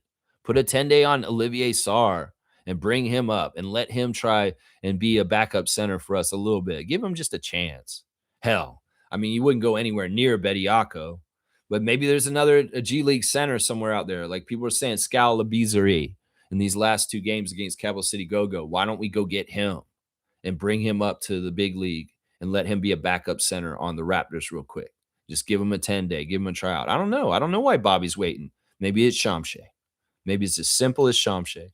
Maybe it's Shamshe isn't taken from us by the fitness to play panel. All these problems are gone because he's that backup big that we're missing right now. That he would have been out there backing up Sandro Mamukelashvili as the second guy with Yak out. And he would have done it and sufficed. This is sad because if Shamshe's out and he's not getting developed and he's not working with anybody, he's spinning his wheels just like Koloko did. And who knows what he's losing with his time, although he's much younger. So he could probably make it up being such a young kid still. So I don't know. In some ways, I worry about Shamshe losing his momentum in his development and becoming a better player because he is going to be a good player. And, you know, Bobby knows that. And maybe that's why that roster spot's open. Bobby knows that. That's right. Smooth saying Clippers and Bucks lose again. Yeah, it's the NBA. Somebody's going to win. Somebody's going to lose. Every single game. One team wins. One team loses. That's right. That Canadian saying, is Brook Lopez still a starting center? No, I don't think so.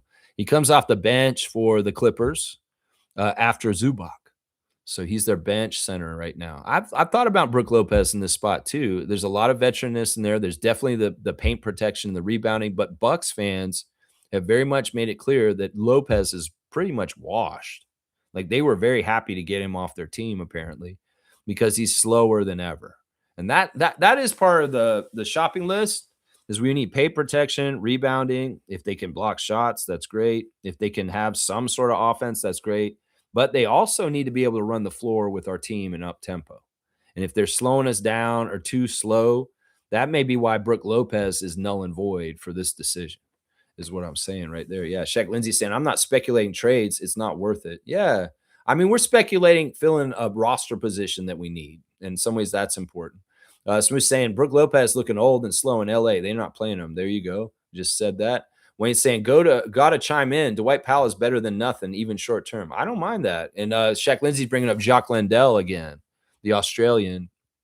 Yeah, he might be a good one. He's the right kind of position on the roster, a backup big that is in a pretty into his career, like 5th or 6th year, right?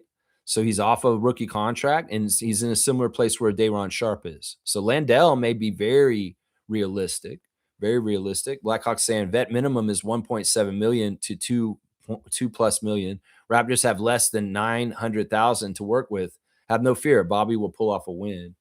Well, we'll just have to figure it out. At some points, I think there's deadlines that need to pass, and then he'll be a little bit more flexible and clear to do the things he wants to do. We'll just have to see and watch the great Bobby Webster do what he does. That's right. 3 million. Jock is only 3 million. See, that's not bad. That's not bad right there. But that's a trade, right? That's a trade for one of our guys that makes 3 million off the bench right now. That's a trade. Smooth saying that New Orleans wants to trade Zion Williamson. That's their priority. With that being said, Yves Missy becomes very important to them. They're not trading him. Yep. I get that feeling too. I get that feeling too right there. Neil saying you have to trade for Jacques with a filler if the trade piece is Oshai. Oshai. Well, I think Oshai makes more than that. So we'd actually get more coming the other way. We might get a draft pick with Jacques Landale for Oshai Abaji. I think that's right. Smooth saying, I love the fit with the Raptors, but it's not happening with Missy. Yeah, referring to Missy. Dak Canadian saying, if I know which one of you mean, I just thought someone of Lucas Doncic's calendar gets traded. I could easily see rookies getting traded. Might not be a fair comp, but it's just how I see things. Yeah, I mean, the Luka trade is shocking, and if he can get traded, anybody can get traded. But you understand my argument, right, Dak Canadian? The way to win in the NBA right now is to get the most out of your young rookie contract players talent-wise so that you're paying less in the salary cap. You got to have these veterans like SGA, like Scotty Barnes, like Emmanuel that make the big money. But the way to really have a championship team and have depth is to have young players that you drafted that are absolutely top players, but they're not getting paid huge amounts yet because they're still on rookie scale. And that way you can fit the whole piece of the puzzle for a long rotation of you have your paid guys like our starting five, and then you have young guys like Colin Murray Bowles, Grady Dick, Jacoby Walter that are getting paid less because they're on rookie contracts. And these teams can't really bolster and get to their highest potential if they're trading their very valuable rookie guys that are at low costs. They may do it because it makes sense. Like Precious got traded to Toronto on his rookie contract for Kyle Lowry to make that all work, make sense. The Raptors didn't want to make that trade unless because they didn't just want Goran Dragic. Goran Dragic is a waste of time, obviously, and we saw that. No, when we made that trade for Kyle to Miami, we got Precious on a rookie contract at a very good scale that was valuable at that time because of the possibilities of potential with Precious Achua. So it's that kind of thing. You got to factor it in that way as far as things. And that's why most teams are not going to be willing to trade very good rookies that are helping them. If the rookie's a head case or he's not working out right, maybe they'll trade him like AJ Johnson getting traded to the Wizards from the Bucks in his rookie year. You know, there are some special cases, but usually when that is happening, there's a red flag on that player. Why would they give up on them so easily? Why did they not want Precious? Red flag. And well, the red flag on Precious Achua got discovered more and more with the Raptors as he was on our team, right? That's it right there. F Cocoa Puffs. Are you cuckoo for Cocoa Puffs? Oh, you mean Coloco. That's right. Let's see. Wayne's saying, fresh perspective, long season. We have positioning in the conference. Team knows how the mountaintop rarefied air smells like, and that the bottom smell is a landfill. The next 5 games will show grit. We've definitely got to not mess around. This is going to be a tough stretch, and we need to win more than we lose. We've started this homestand, and we're 1-2 on it. And to make this right, we have to win tomorrow and New York to be 3-2 the way that I wanted. I wanted a winning record in this homestand of 5 games. Well, we're already down 2, so we have to win the next 2. So I'm going to help tomorrow. I'm going to come down there and get real loud for y'all against the Celtics, Raptors. And Monique will go to the game on Tuesday against the Knicks, and that game is for all the marbles. So in some ways, y'all need to win these next 2 home games and have a 3-2 record on this homestand. We don't need to be losing more at home. You know, we had a home winning streak that we just lost against the Lakers, and that sucks. That sucks. We were on a winning streak at home. It sucks. Dak Canadian saying if we lose Shamshay because the Raptors don't want to give him a contract or something, he's the perfect low, high risk reward player. That's what I'm saying. I think that open roster spot does have Shamshay's name on it. I think that's part of it. We couldn't keep on the 2-way anymore, and that was good for AJ Lawson. That gave him a second life with coming back to the Raptors is we flipped him in the 2-way. Yeah, you can't stick around, AJ. We're not cutting you, just like we cut Jared Roden and David Roddy and Olivier Sarr. No, we'll keep you on the 2-way.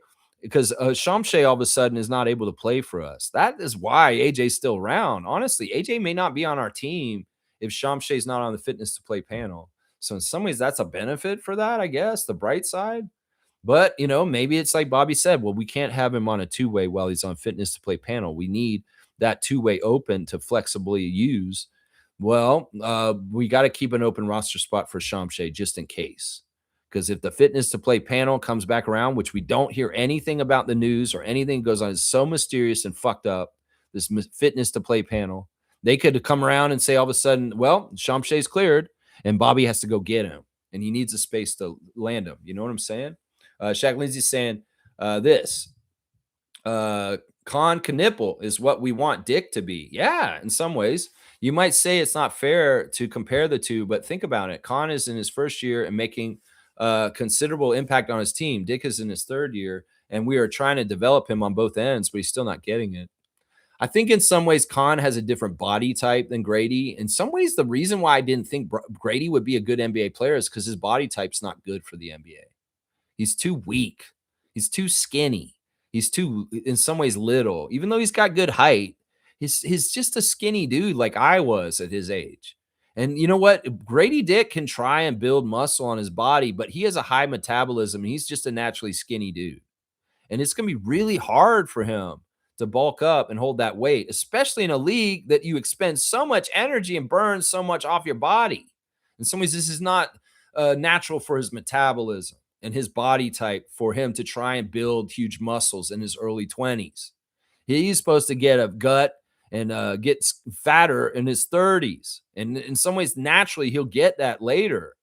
But in his 20s, he could be this skinny dude the whole time and have a really hard time maintaining his body correctly physically to play in the NBA correctly. Conca Nipple's got a little bit more thickness to his body, and he really leverages it very well to what he does. And that was the whole reason why I was critical of the draft pick of Grady Dick, is because I didn't think he had the right NBA body to survive. And another red flag was him coming out after 1 year at Kansas. That's not a good look, man. Grady, you should have stayed at Kansas for a couple more years and made your body and everything. I know there's no guarantees. You had to jump on what you had to jump on, but I think it was a huge fuck up that you only did one and done at Kansas. I think you should have stayed at Kansas for another 2 years at least. Because look, you can look at Kalkbrenner. You can look at Con Knipple. These guys played for their teams for many years in some ways, and they were better for it. Jamal Shed.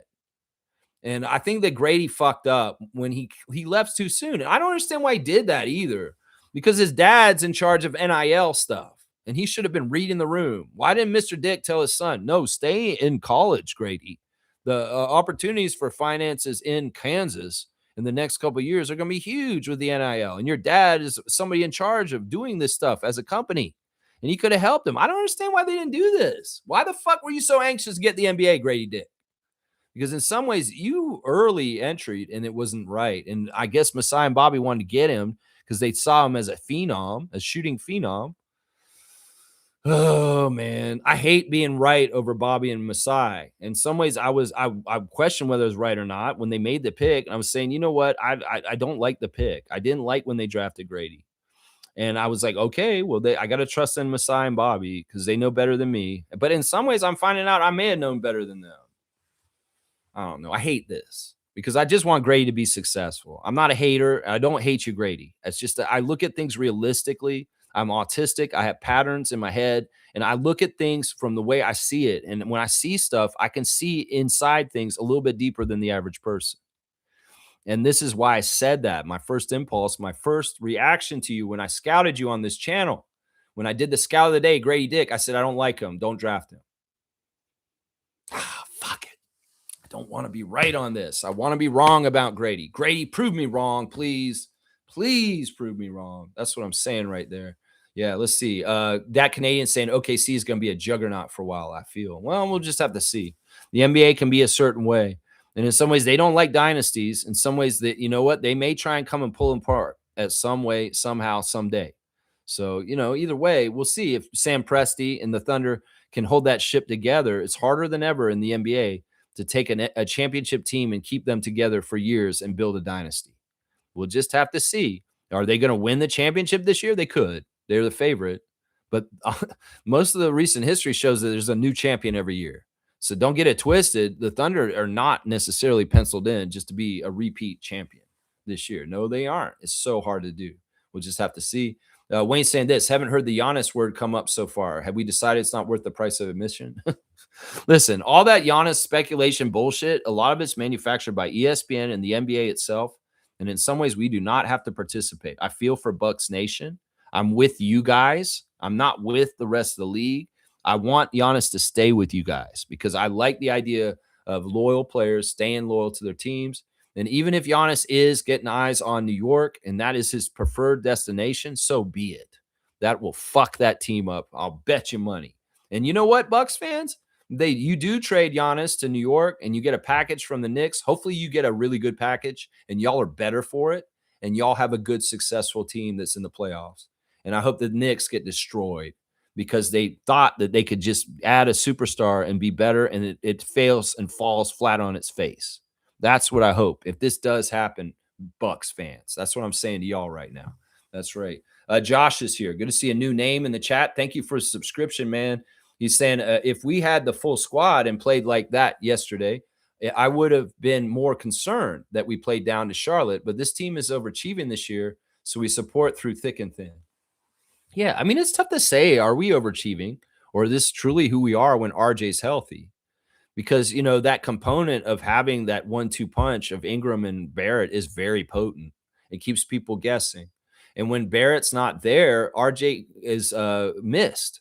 And Brandon is very much crowded. And I think that's part of it. I wish that Scotty, in some ways, since he's such a chameleon and a jack of all trades on a basketball court, could do his RJ impression right now. Like Grady, Scotty, you could be like an impressionist. You do impressions of different players in the league. Like you did a Magic Johnson baby hook against the Celtics in your second game ever. It was beautiful. I called you an old school jukebox. Well, maybe you could mimic RJ for a little while, Scotty, and just do the things that RJ does in the place of him. And that may help Brandon get things going because you're that talented, Scott. Why don't you become the Rich Little of the NBA and start doing impressions of other players and start with your teammate Barrett? Maybe this could fix the problem. I feel like Scott's talented enough. Can't you barrel down the lane and do these little left-handed layups like RJ does? It would help a lot. And those spot up threes, you're doing them. I do see you do the spot up threes that RJ would be doing. So there's part of it right there. That's right. Yeah, I think Josh has a good point. He'd be much more worried if we had RJ out there and we looked like that last night and be like, oh, crap, we're at full strength and we're still dog shit. That's not good. So, yeah, there's a roundabout sunshine right there from our guy, Josh. Welcome, man. Good to see you. That Canadian saying, Shamshay, if he developed in a Brandon Ingram pick and roll combo, would be deadly. Yeah. Yeah, there's so much potential with Aldridge Shamshay. He has the same body as Giannis, and he does have some of the passing and offensive chops that really are bright and very sunny. There's so much to Shamshay. We can't let him go. And that may very well be what's going on here. That's right. What about Kai Jones? Damian Dolce, good morning to you, sir. Thank you for the subscription. Kai Jones would be an interesting choice. I wouldn't be against it. If he's able to help us with the rebounding and the defense, that's all I care about. That's all I care about. Just rebounding and defense, holding presence in the paint, and stopping teams from having easy lanes to just come in and score on our basket. Bol, yeah, Bol, we talked about him a couple times about this, and there's speculation that Bol is just not serious about basketball anymore, and that in some ways this is a problem. You know, they said this on the broadcast last night. Jack said you can have all the talent in the world, but if your heart isn't in it and you're not actually a pro in the right ways because you want it bad, you find your way out of the league because you're lackadaisical and not really trying. And Bol has been deemed with this to a degree. And that's why he's not doing anything in the league at this point because he doesn't care, apparently. He's just not an NBA player that's trying is what it is. Yeah, Dak Canadian saying the nightmare combo for teams to face would be Wemby and Giannis as a duo. You know, I'm a Spurs fan, so I would not be upset if Giannis goes to that team. I don't know if that's likely. Some people are saying the top two teams that are the top three teams that are likely for Giannis to get moved to are San Antonio, Houston, and New York. And partly San Antonio, Houston, because they have the assets that Milwaukee would want. But they're saying publicly if Giannis wants to get moved, he wants to stay in the East, and his preferred team is New York. So I don't know. You're right. Wemby and Giannis would be OP. Very, very OP. It'd be crazy. It'd honestly be crazy. And they better win championships if they're on the same team. Seriously, that's what I say. All right, let's do the team stats for the game last night real quick. The Raptors, shot way more shots than the Hornets. They got 92 field goal attempts. And the Hornets only got 74. And still, the Hornets made 3 more field goals than we did. It's crazy. They shot 50%. We shot 37%. Nobody on our team really shot well other than Emmanuel. And man, that sucks. We take way more shots than them, almost 20 more shots than them, and they still made more field goals. That's a symbol of fatigue. That's a symbol of a team that is just not getting it done. 9 3-pointers for us, and they had 13 on the other side. 9 of 29, 31% from 3. Some of those shots got to get made. Free throw attempts. Now, this is something that mattered, but as Jack said in the game last night, it's not the refs' fault. Some people could say the refs were really favoring the Hornets by putting them on the line 20 more times than us. They did get 33 free throw attempts, and we only got 13.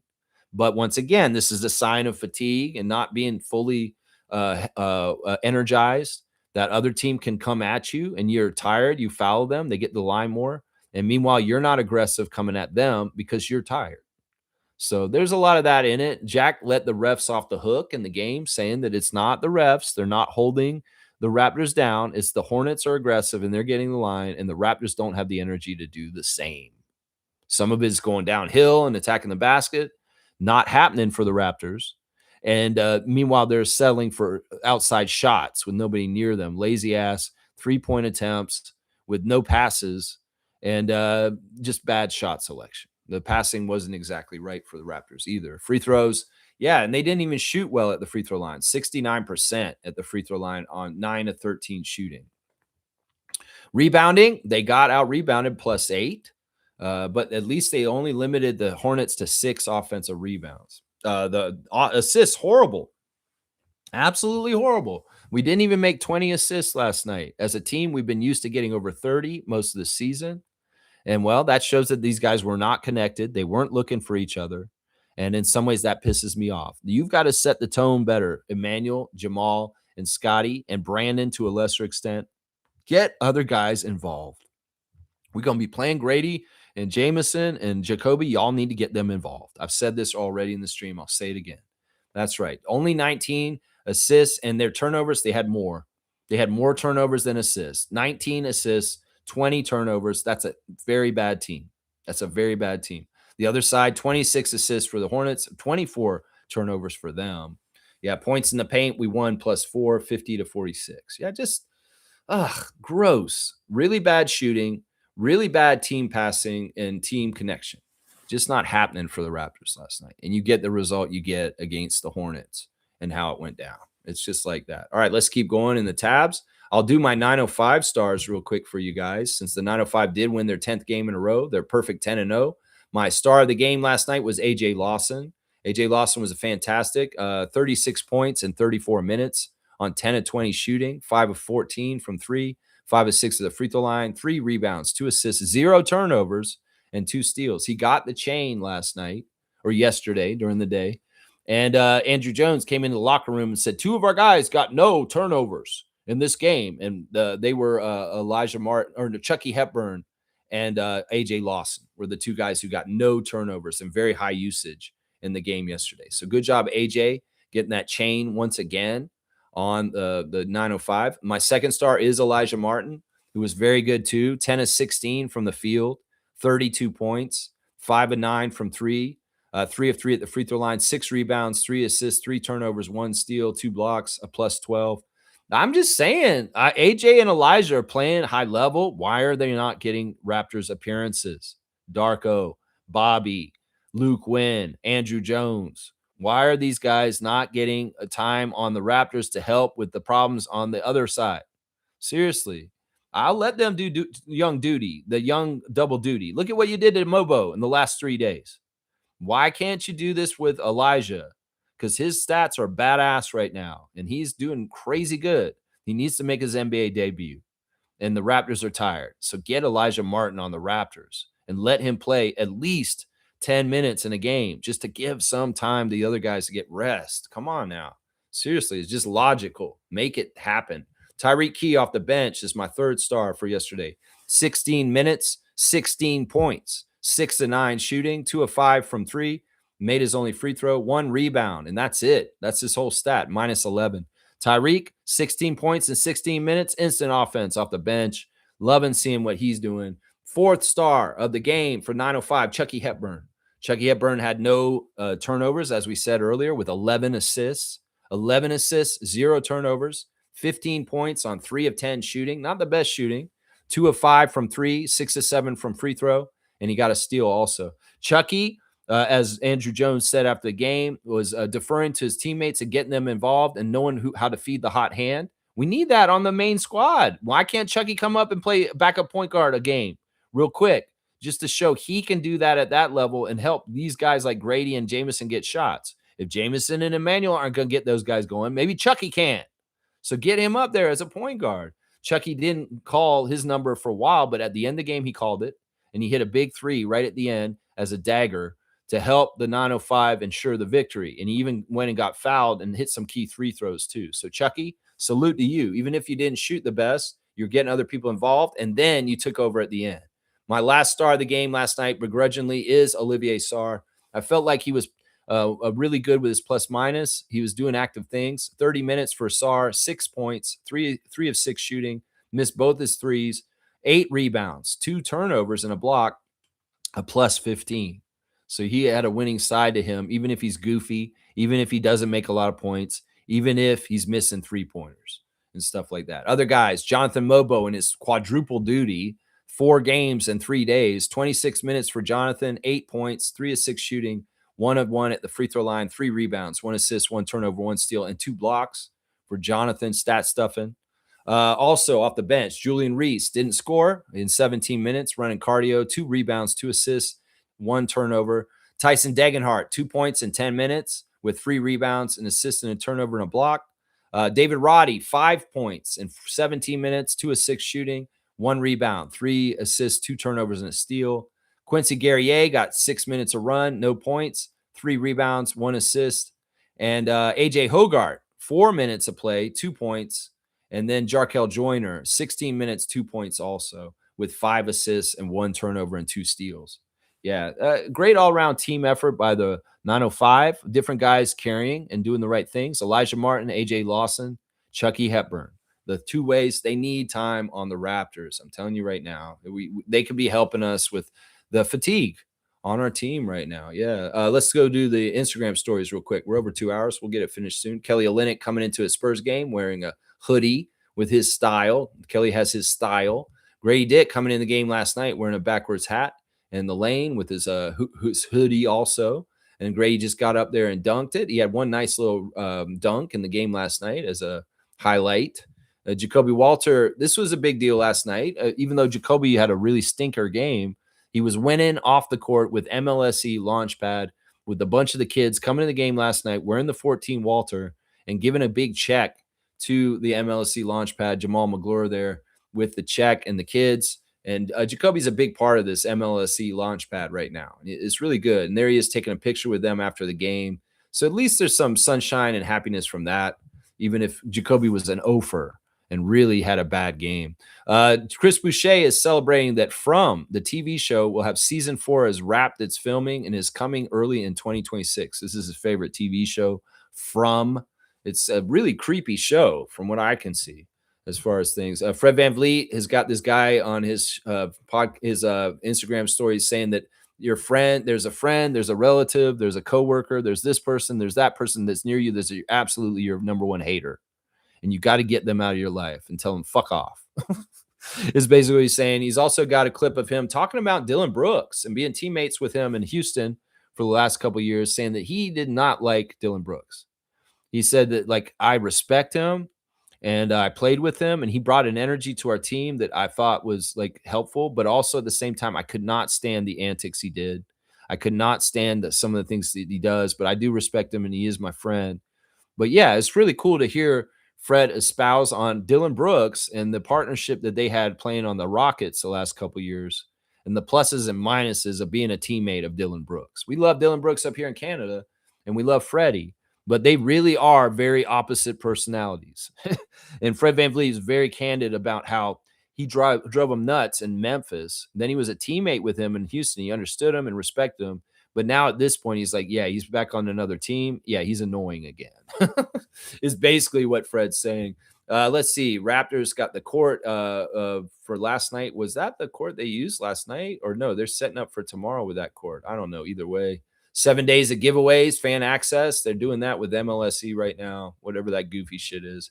AJ Lawson was the player of the game last night or yesterday for the 905.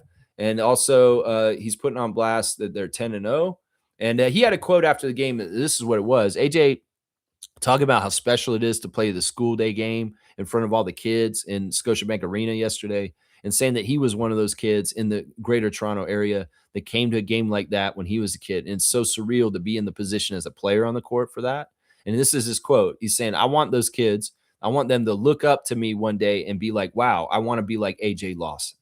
So that's a quote that he said in the after game interview after the 905 win yesterday. So yeah, I'm sure there are kids in the greater Toronto area that want to be like AJ for sure. I'll bet you that's true. That's right. Elijah Martin doing the 6-7 after he makes the free throw on his Instagram. That's so goofy, man. And then he made a shot that was very close to the half court logo, which was pretty cool. Elijah Martin taking logo shots. AJ had fallen down and he threw it back to him and he made that shot. That was pretty cool. Yeah, it was a good game for 905. In some ways, 905 is a great kind of palate cleanser for the misery of the Raptors just recently. Oh, annoying. Jamison Battle is celebrating somebody who got engaged. I don't know who it is. Some guy named Jeff Coat and Isaiah. No, Isaiah got married to Tiff. Okay, that's what happened there. Look at that. I guess they got engaged. That's an engagement picture. That's not them actually getting married. Serge Ibaka is somewhere. Where in the world are you, Serge? He's in a bathroom and he's dancing around with his music playing. He's got a toque on.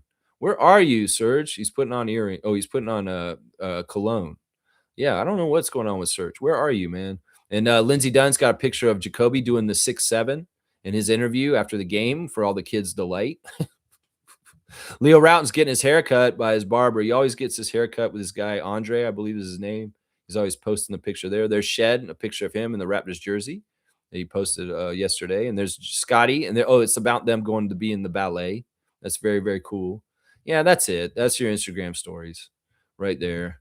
It is what it is. It is what it is. Mischief's here. Good to see Mischief. Raptors haven't been good on back-to-back. They need to work on endurance. When you think RJ is coming back, Boston or New York game, I hope he's coming back. If he could come back tomorrow and get a ramp-up game for Tuesday, that'd be ideal. But if he can't and he's out tomorrow, we damn for sure want him back for Tuesday. Oh, yeah. And I don't care. Like, what is wrong with him? He can't be that hurt, y'all. It's just a sprain. Stop doing this, Raptors. Over precautionary. In some ways, you need to get him back because we need this for this game on Tuesday. This game on Tuesday is a big deal. It's a win or be out game, a knockout game. And in some ways, we need all hands on deck. And that is especially with RJ Barrett. That's right. That Canadian saying, didn't Westbrook also do a 6-7 celly in a game and get booed? I don't know. I didn't see that. They probably, maybe, I don't know. It's such a weird phenomena, 6-7. I don't get it. In some ways I kind of get it, but it's like, why do the kids, are they so mind controlled right now to all be doing the same thing? That's what I'm worried about. Are they little army of like programming and like 6-7, some sort of weird test? Can we control the children? Can we make them all do this 6-7 thing? It was like Baby Shark, part of this a couple years ago. It's like, oh, Baby Shark, Baby Shark. You know, it's like it's an earworm. It gets into children's heads and it's prevalent.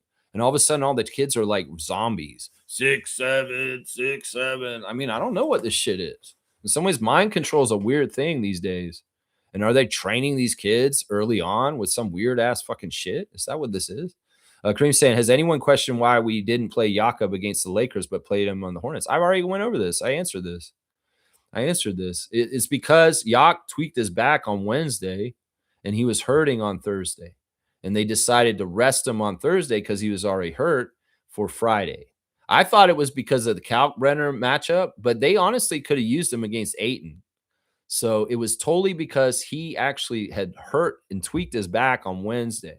And that's why. Yeah, I talked about this already. They revealed it in an interview. That's why. Slug Deezy saying, rest in peace, Eldon Campbell. Yeah, I went in. They found out this is really fishy as fuck, man. And I don't want to be a conspiracy theorist, but the copy of the story about his death is not adding up, guys. There's something really fucked up. That's not exactly right. This is happened in Broward County. Eldon Campbell was fishing. He was out fishing. I don't know. They even say if he's in a boat or he was just out in the water, but he was out fishing. And the way they described it is he was fishing and he came back to the shore and then he collapsed and he drowned in the water. I have so much questions about this. This sounds so fishy as fuck. And that's not a pun. That's just like something's not adding up in my logical autistic mind. Something is fishy about this shit. First of all, that man was very young. He was like 57 or something like that. Not that old. The thing about it that's weird to me is like, if he was near the shore, how the fuck did he drown? Like, seriously. He's a huge man. He's 6'7". He could have slumped down and fell in the water and probably had his head out of the water. If he was out there fishing, who the fuck was out there with him? Like, if this is a public beach where he was, why didn't somebody see this happen and save his ass? I mean, they often say you should go fishing with a partner or go do stuff. Why did he not have somebody with him that would see him have a medical emergency and fall over in the water and just drown like that? There's so many questions I have. Now, if he was out in the middle of the ocean and he fell off the boat, I would believe it. But they're describing it as he came back from fishing and he collapsed on the shore and died there. And they said he technically drowned. Not that the medical emergency that he went through was what killed him. He had the medical emergency. He fell over and then he drowned in the water. So many fucking questions about this.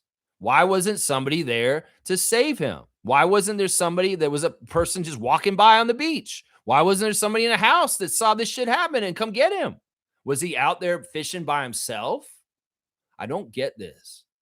It's really, really, really weird.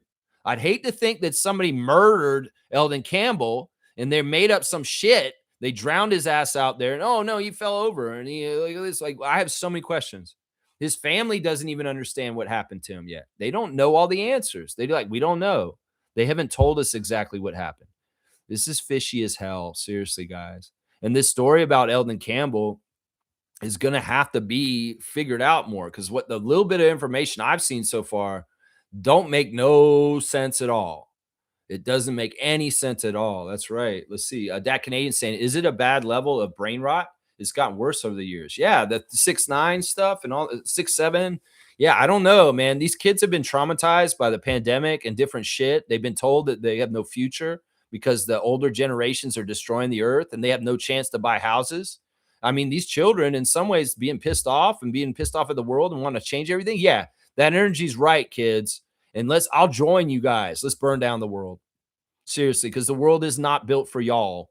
The world was built for old ass motherfuckers, older than me even, that fucking ran roughshod on the social contract and destroyed the earth and destroyed the industry and destroyed monetary systems because they were too fucking greedy.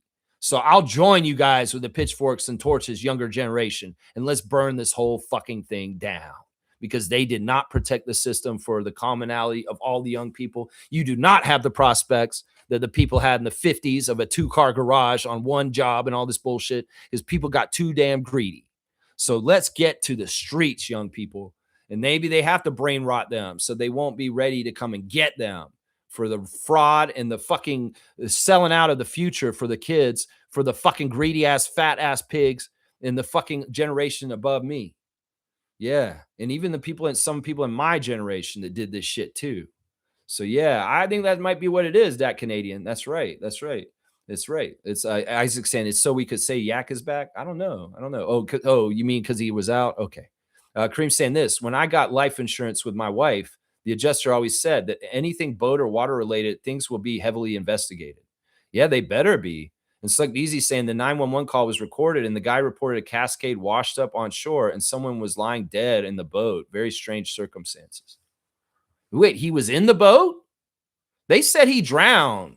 How the fuck is he in the boat? Man, see, I'm telling you, these circumstances aren't adding up. I have an investigative mind. I could have been an investigator. I probably would have been a very good one, like a Sherlock Holmes kind of motherfucker. And this isn't adding up. Something's very, very wrong with the death of Big Easy, Eldon Campbell, out of Clemson. Something ain't adding up here, right? And I'd be very curious to see how this investigation and what they find out about all this, because something's not right here. Something is not right. So he did have a boat, and he was on a boat, but he was in the boat dead. Something's not right here. Something is not right. Something's not adding up. Math is not mathing. That's right. Math is not mathing. All right, let me see if there's anything on Blue Skies real quick. This is an interesting stat by Karthika. OKC has outscored teams by a combined 358 points this season, the largest differential through the first 23 games of a season in NBA history. Wow. All right, the x-rays on Jamison Battle's ankle were negative, and he is day-to-day. So that's a good thing. That's a good thing right there. Guys, straight goods on Canadian goods, y'all. You know, we want to, if we're going to still have to do some fossil fuels, because some of the economy and society is dependent on fossil fuels, damn for sure don't be buying oil from an American company. Don't be buying no gas from a foreign company like Shell or Esso or Exxon. No, buy it from a Canadian company. And a great Canadian oil company is Pioneer. Pioneer Petroleum is here in Canada, and it's a Canadian-owned petroleum company. And if you buy at Pioneer gas stations, you're helping Canada's industry. And in some ways, the stupid pipeline they're trying to build going through BC is for Americans to make money off of Canadian tax dollars. And that's fucked up. And that should never happen. And fuck you, Mark Carney, for selling us out with a bullshit deal like that with Danielle Smith. So support Canadian oil. And I'd like to get away from oil in general. But while we're still on oil, Pioneer, Ultramar, Petrocan, those are your three best choices to fill up at. If you're driving around, go to Petro-Canada. It's a great choice to support Canada. Pioneer gas station, Ultramar gas station. Those are your three best choices. So there's your straight goods on Canadian goods with the fuel. Right there, right there. All right, like, keep going with the tabs. Y'all get your fantasy team set up. The matchups are hot and heavy. And, well, look, James and Andrew have a very close game, only 11-point difference. Yeah, so if you're in a close matchup and your fantasy lineup, you know, Fiercey and Kareem, y'all are a pretty close matchup too. You might want to go check on your team, Kareem. But, yeah, y'all get your fantasy team set up, and hopefully you're winning this week. Happy birthday to former Raptor Jelani McCoy. Jelani McCoy is 48 today. He played for the Raptors for one season for 67 games, and he started 25 of them. He averaged almost 7 points per game. So happy birthday to former Raptor, Jelani McCoy. That's right. It's his birthday today. He's out of Oakland, California. Yeah, you guys remember Jelani McCoy? He actually did win an NBA championship when he was on the Lakers with Shaq and Kobe. All right, let's keep going. The tabs, we're going to move through them right here. Yeah, it's crazy. Something's not adding up about Eldon Campbell. I'm telling you right now, something's not adding up. All right, let me get the box. It's time. Slug DZ, are you ready? Let's see what I get this time. All right, we'll do this one. Here we go. This is the first card I pulled. And here we go. Classic card of the day. Whoever writes the full name answer in first gets the classic card points. So if you can tell me what this player is, that's pretty easy. You can see him with the reflection still. That's a pretty easy card. Slug DZ is here. I see he's talking about Eldon Campbell. That's right. It's Blake Griffin. Blake Griffin, 50 points to Slug DZ for the classic card of the day. Blake Griffin on the Nets is the card today. Yeah, awesome. Slug DZ, you know, you're getting pretty high up in the trivia stuff. And because we don't have regular Tuesday trivia anymore, and we may not for a long time, you know, a lot of the gains in trivia points will be through the classic card, guys. So keep consistent in playing the classic card. You can make ranks moving up with our trivia and get your name on this. That's where you want to be, Slug DZ. Well, I want to buy a little nameplate for you and add it to the list. 2026. Put your name on it, Slug DZ, trivia champion. Right now it's Fiercey. Fiercey's trivia champion. like leading in the numbers right now. So she's on part of it, but people can catch up. Seriously, this can happen. So keep trying. Daniel's saying this. I love the class warfare talk. It's not an age thing. Lots of people, poor old people who just live their life. It's the rich, young, or old. You're right. And that's a good point, Daniel. That's a good point. I shouldn't make it an ages thing. And in some ways, it's like, but we got to be honest about this, Daniel. Let's be completely honest. The baby boomer section of people, they set up this system. If you think about the way that they lived their lives, they had everything good for them when they were young. They could be Homer Simpson and have a big family of 3 kids, and only one of them worked, and they have a 2-car garage and all that stuff. That has been abused by the people who've been in power and set this stuff up, and they've not honored the social contract. So I blame the infrastructure and the way things have gone. And the other thing I would say is that older generations held on to power too long. It's evidenced by the president, who he is. He's an old ass person who's not capable to do the job right, because he falls asleep all the time. They're holding on to power too long. There should have been more leaders around my age right now and in charge of things.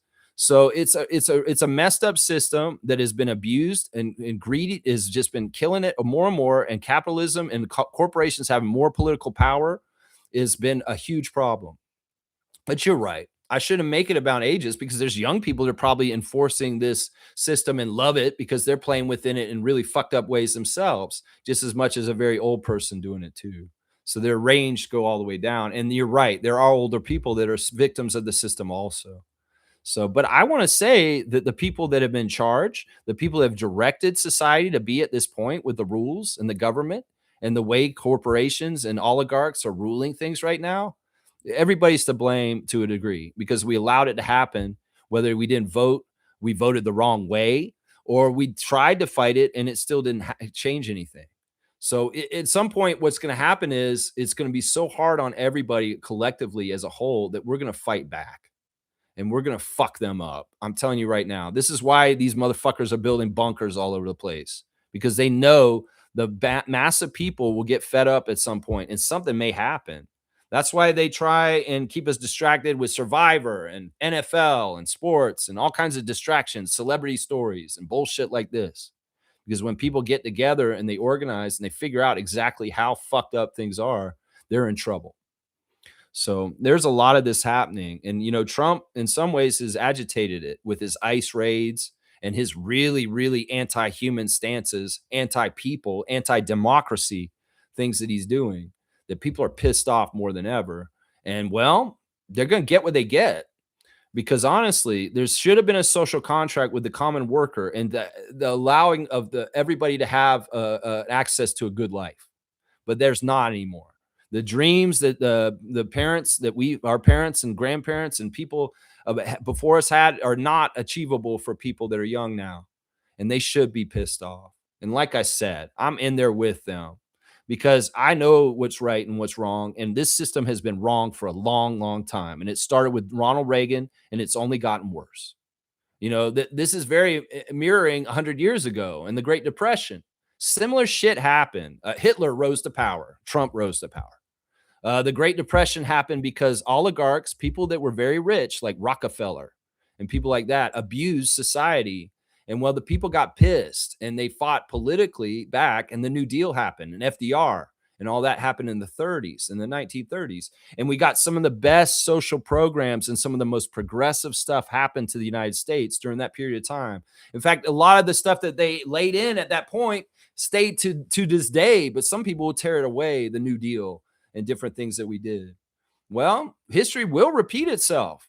And if these greedy motherfuckers are going to put us through a great recession, depression, whatever they're fucking deciding they want to do for the last 5 years of the 2020s, well, the 30s may just be their comeuppance, or maybe even sooner, because this system is not going to survive this. It's going to break one way or another, whether it's from the greed from the top or the people at the bottom just having enough and standing up.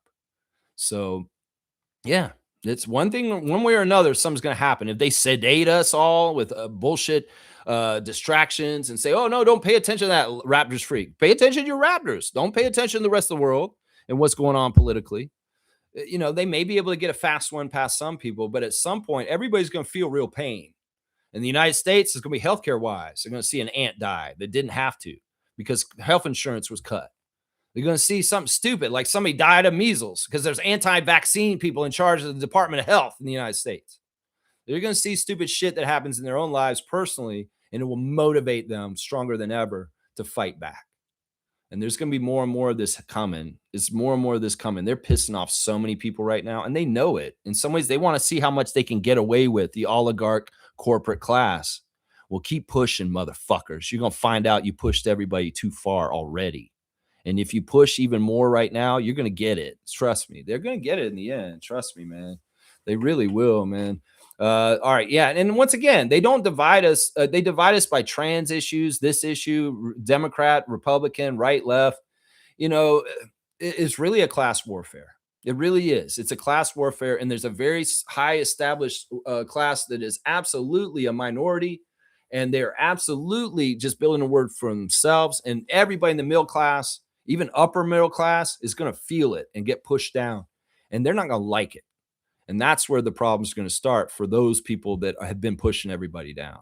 I'm telling you right now, this world has so much resources. We could have a utopia. We could actually have everybody housed, everybody fed, and everybody have health insurance. Everybody have free education. We could do all this shit, but there's too many people out there that want to make money off of everybody else that are greedy as fuck.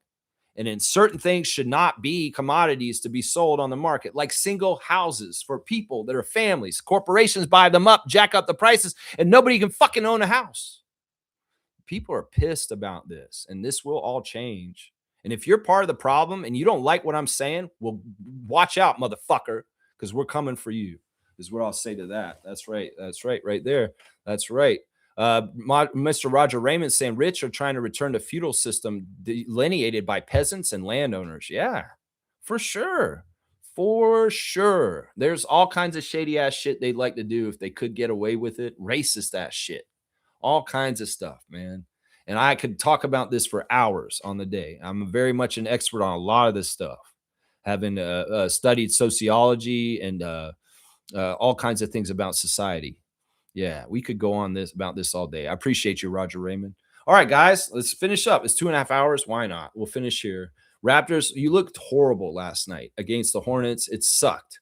My 3 stars of the game, barely. It's really Emmanuel Quickly and Jamal Shed and Jamison Battle, honorable mention. It's just been a tough day. On the other side of things, the 905 successfully 10-0, perfect.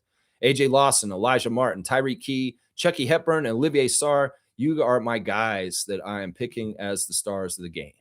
Yeah, it's just tomorrow, Celtics will play the Boston Celtics tomorrow, and I'll have the preview, the latest lineup news, and the ref check, everything for that for tomorrow. And I hope y'all join me for that part of the show. All right, guys, have a great Saturday.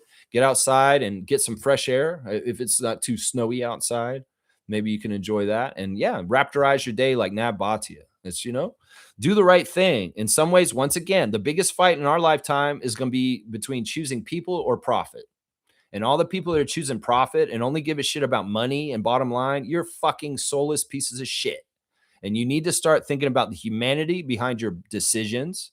And you need to start being responsible for your fellow man and humanity in general, because y'all will get what you get if you continue to disregard this. Trust me, one way or another, you will get what you get. All right, let's go Raptors. And I'll see you guys tomorrow. Hold your head up high, even if we had the worst loss of our season yesterday. Raptors going to be fine. We're going to get this all figured out, guys. Let's go Raptors. Let's go Raptors.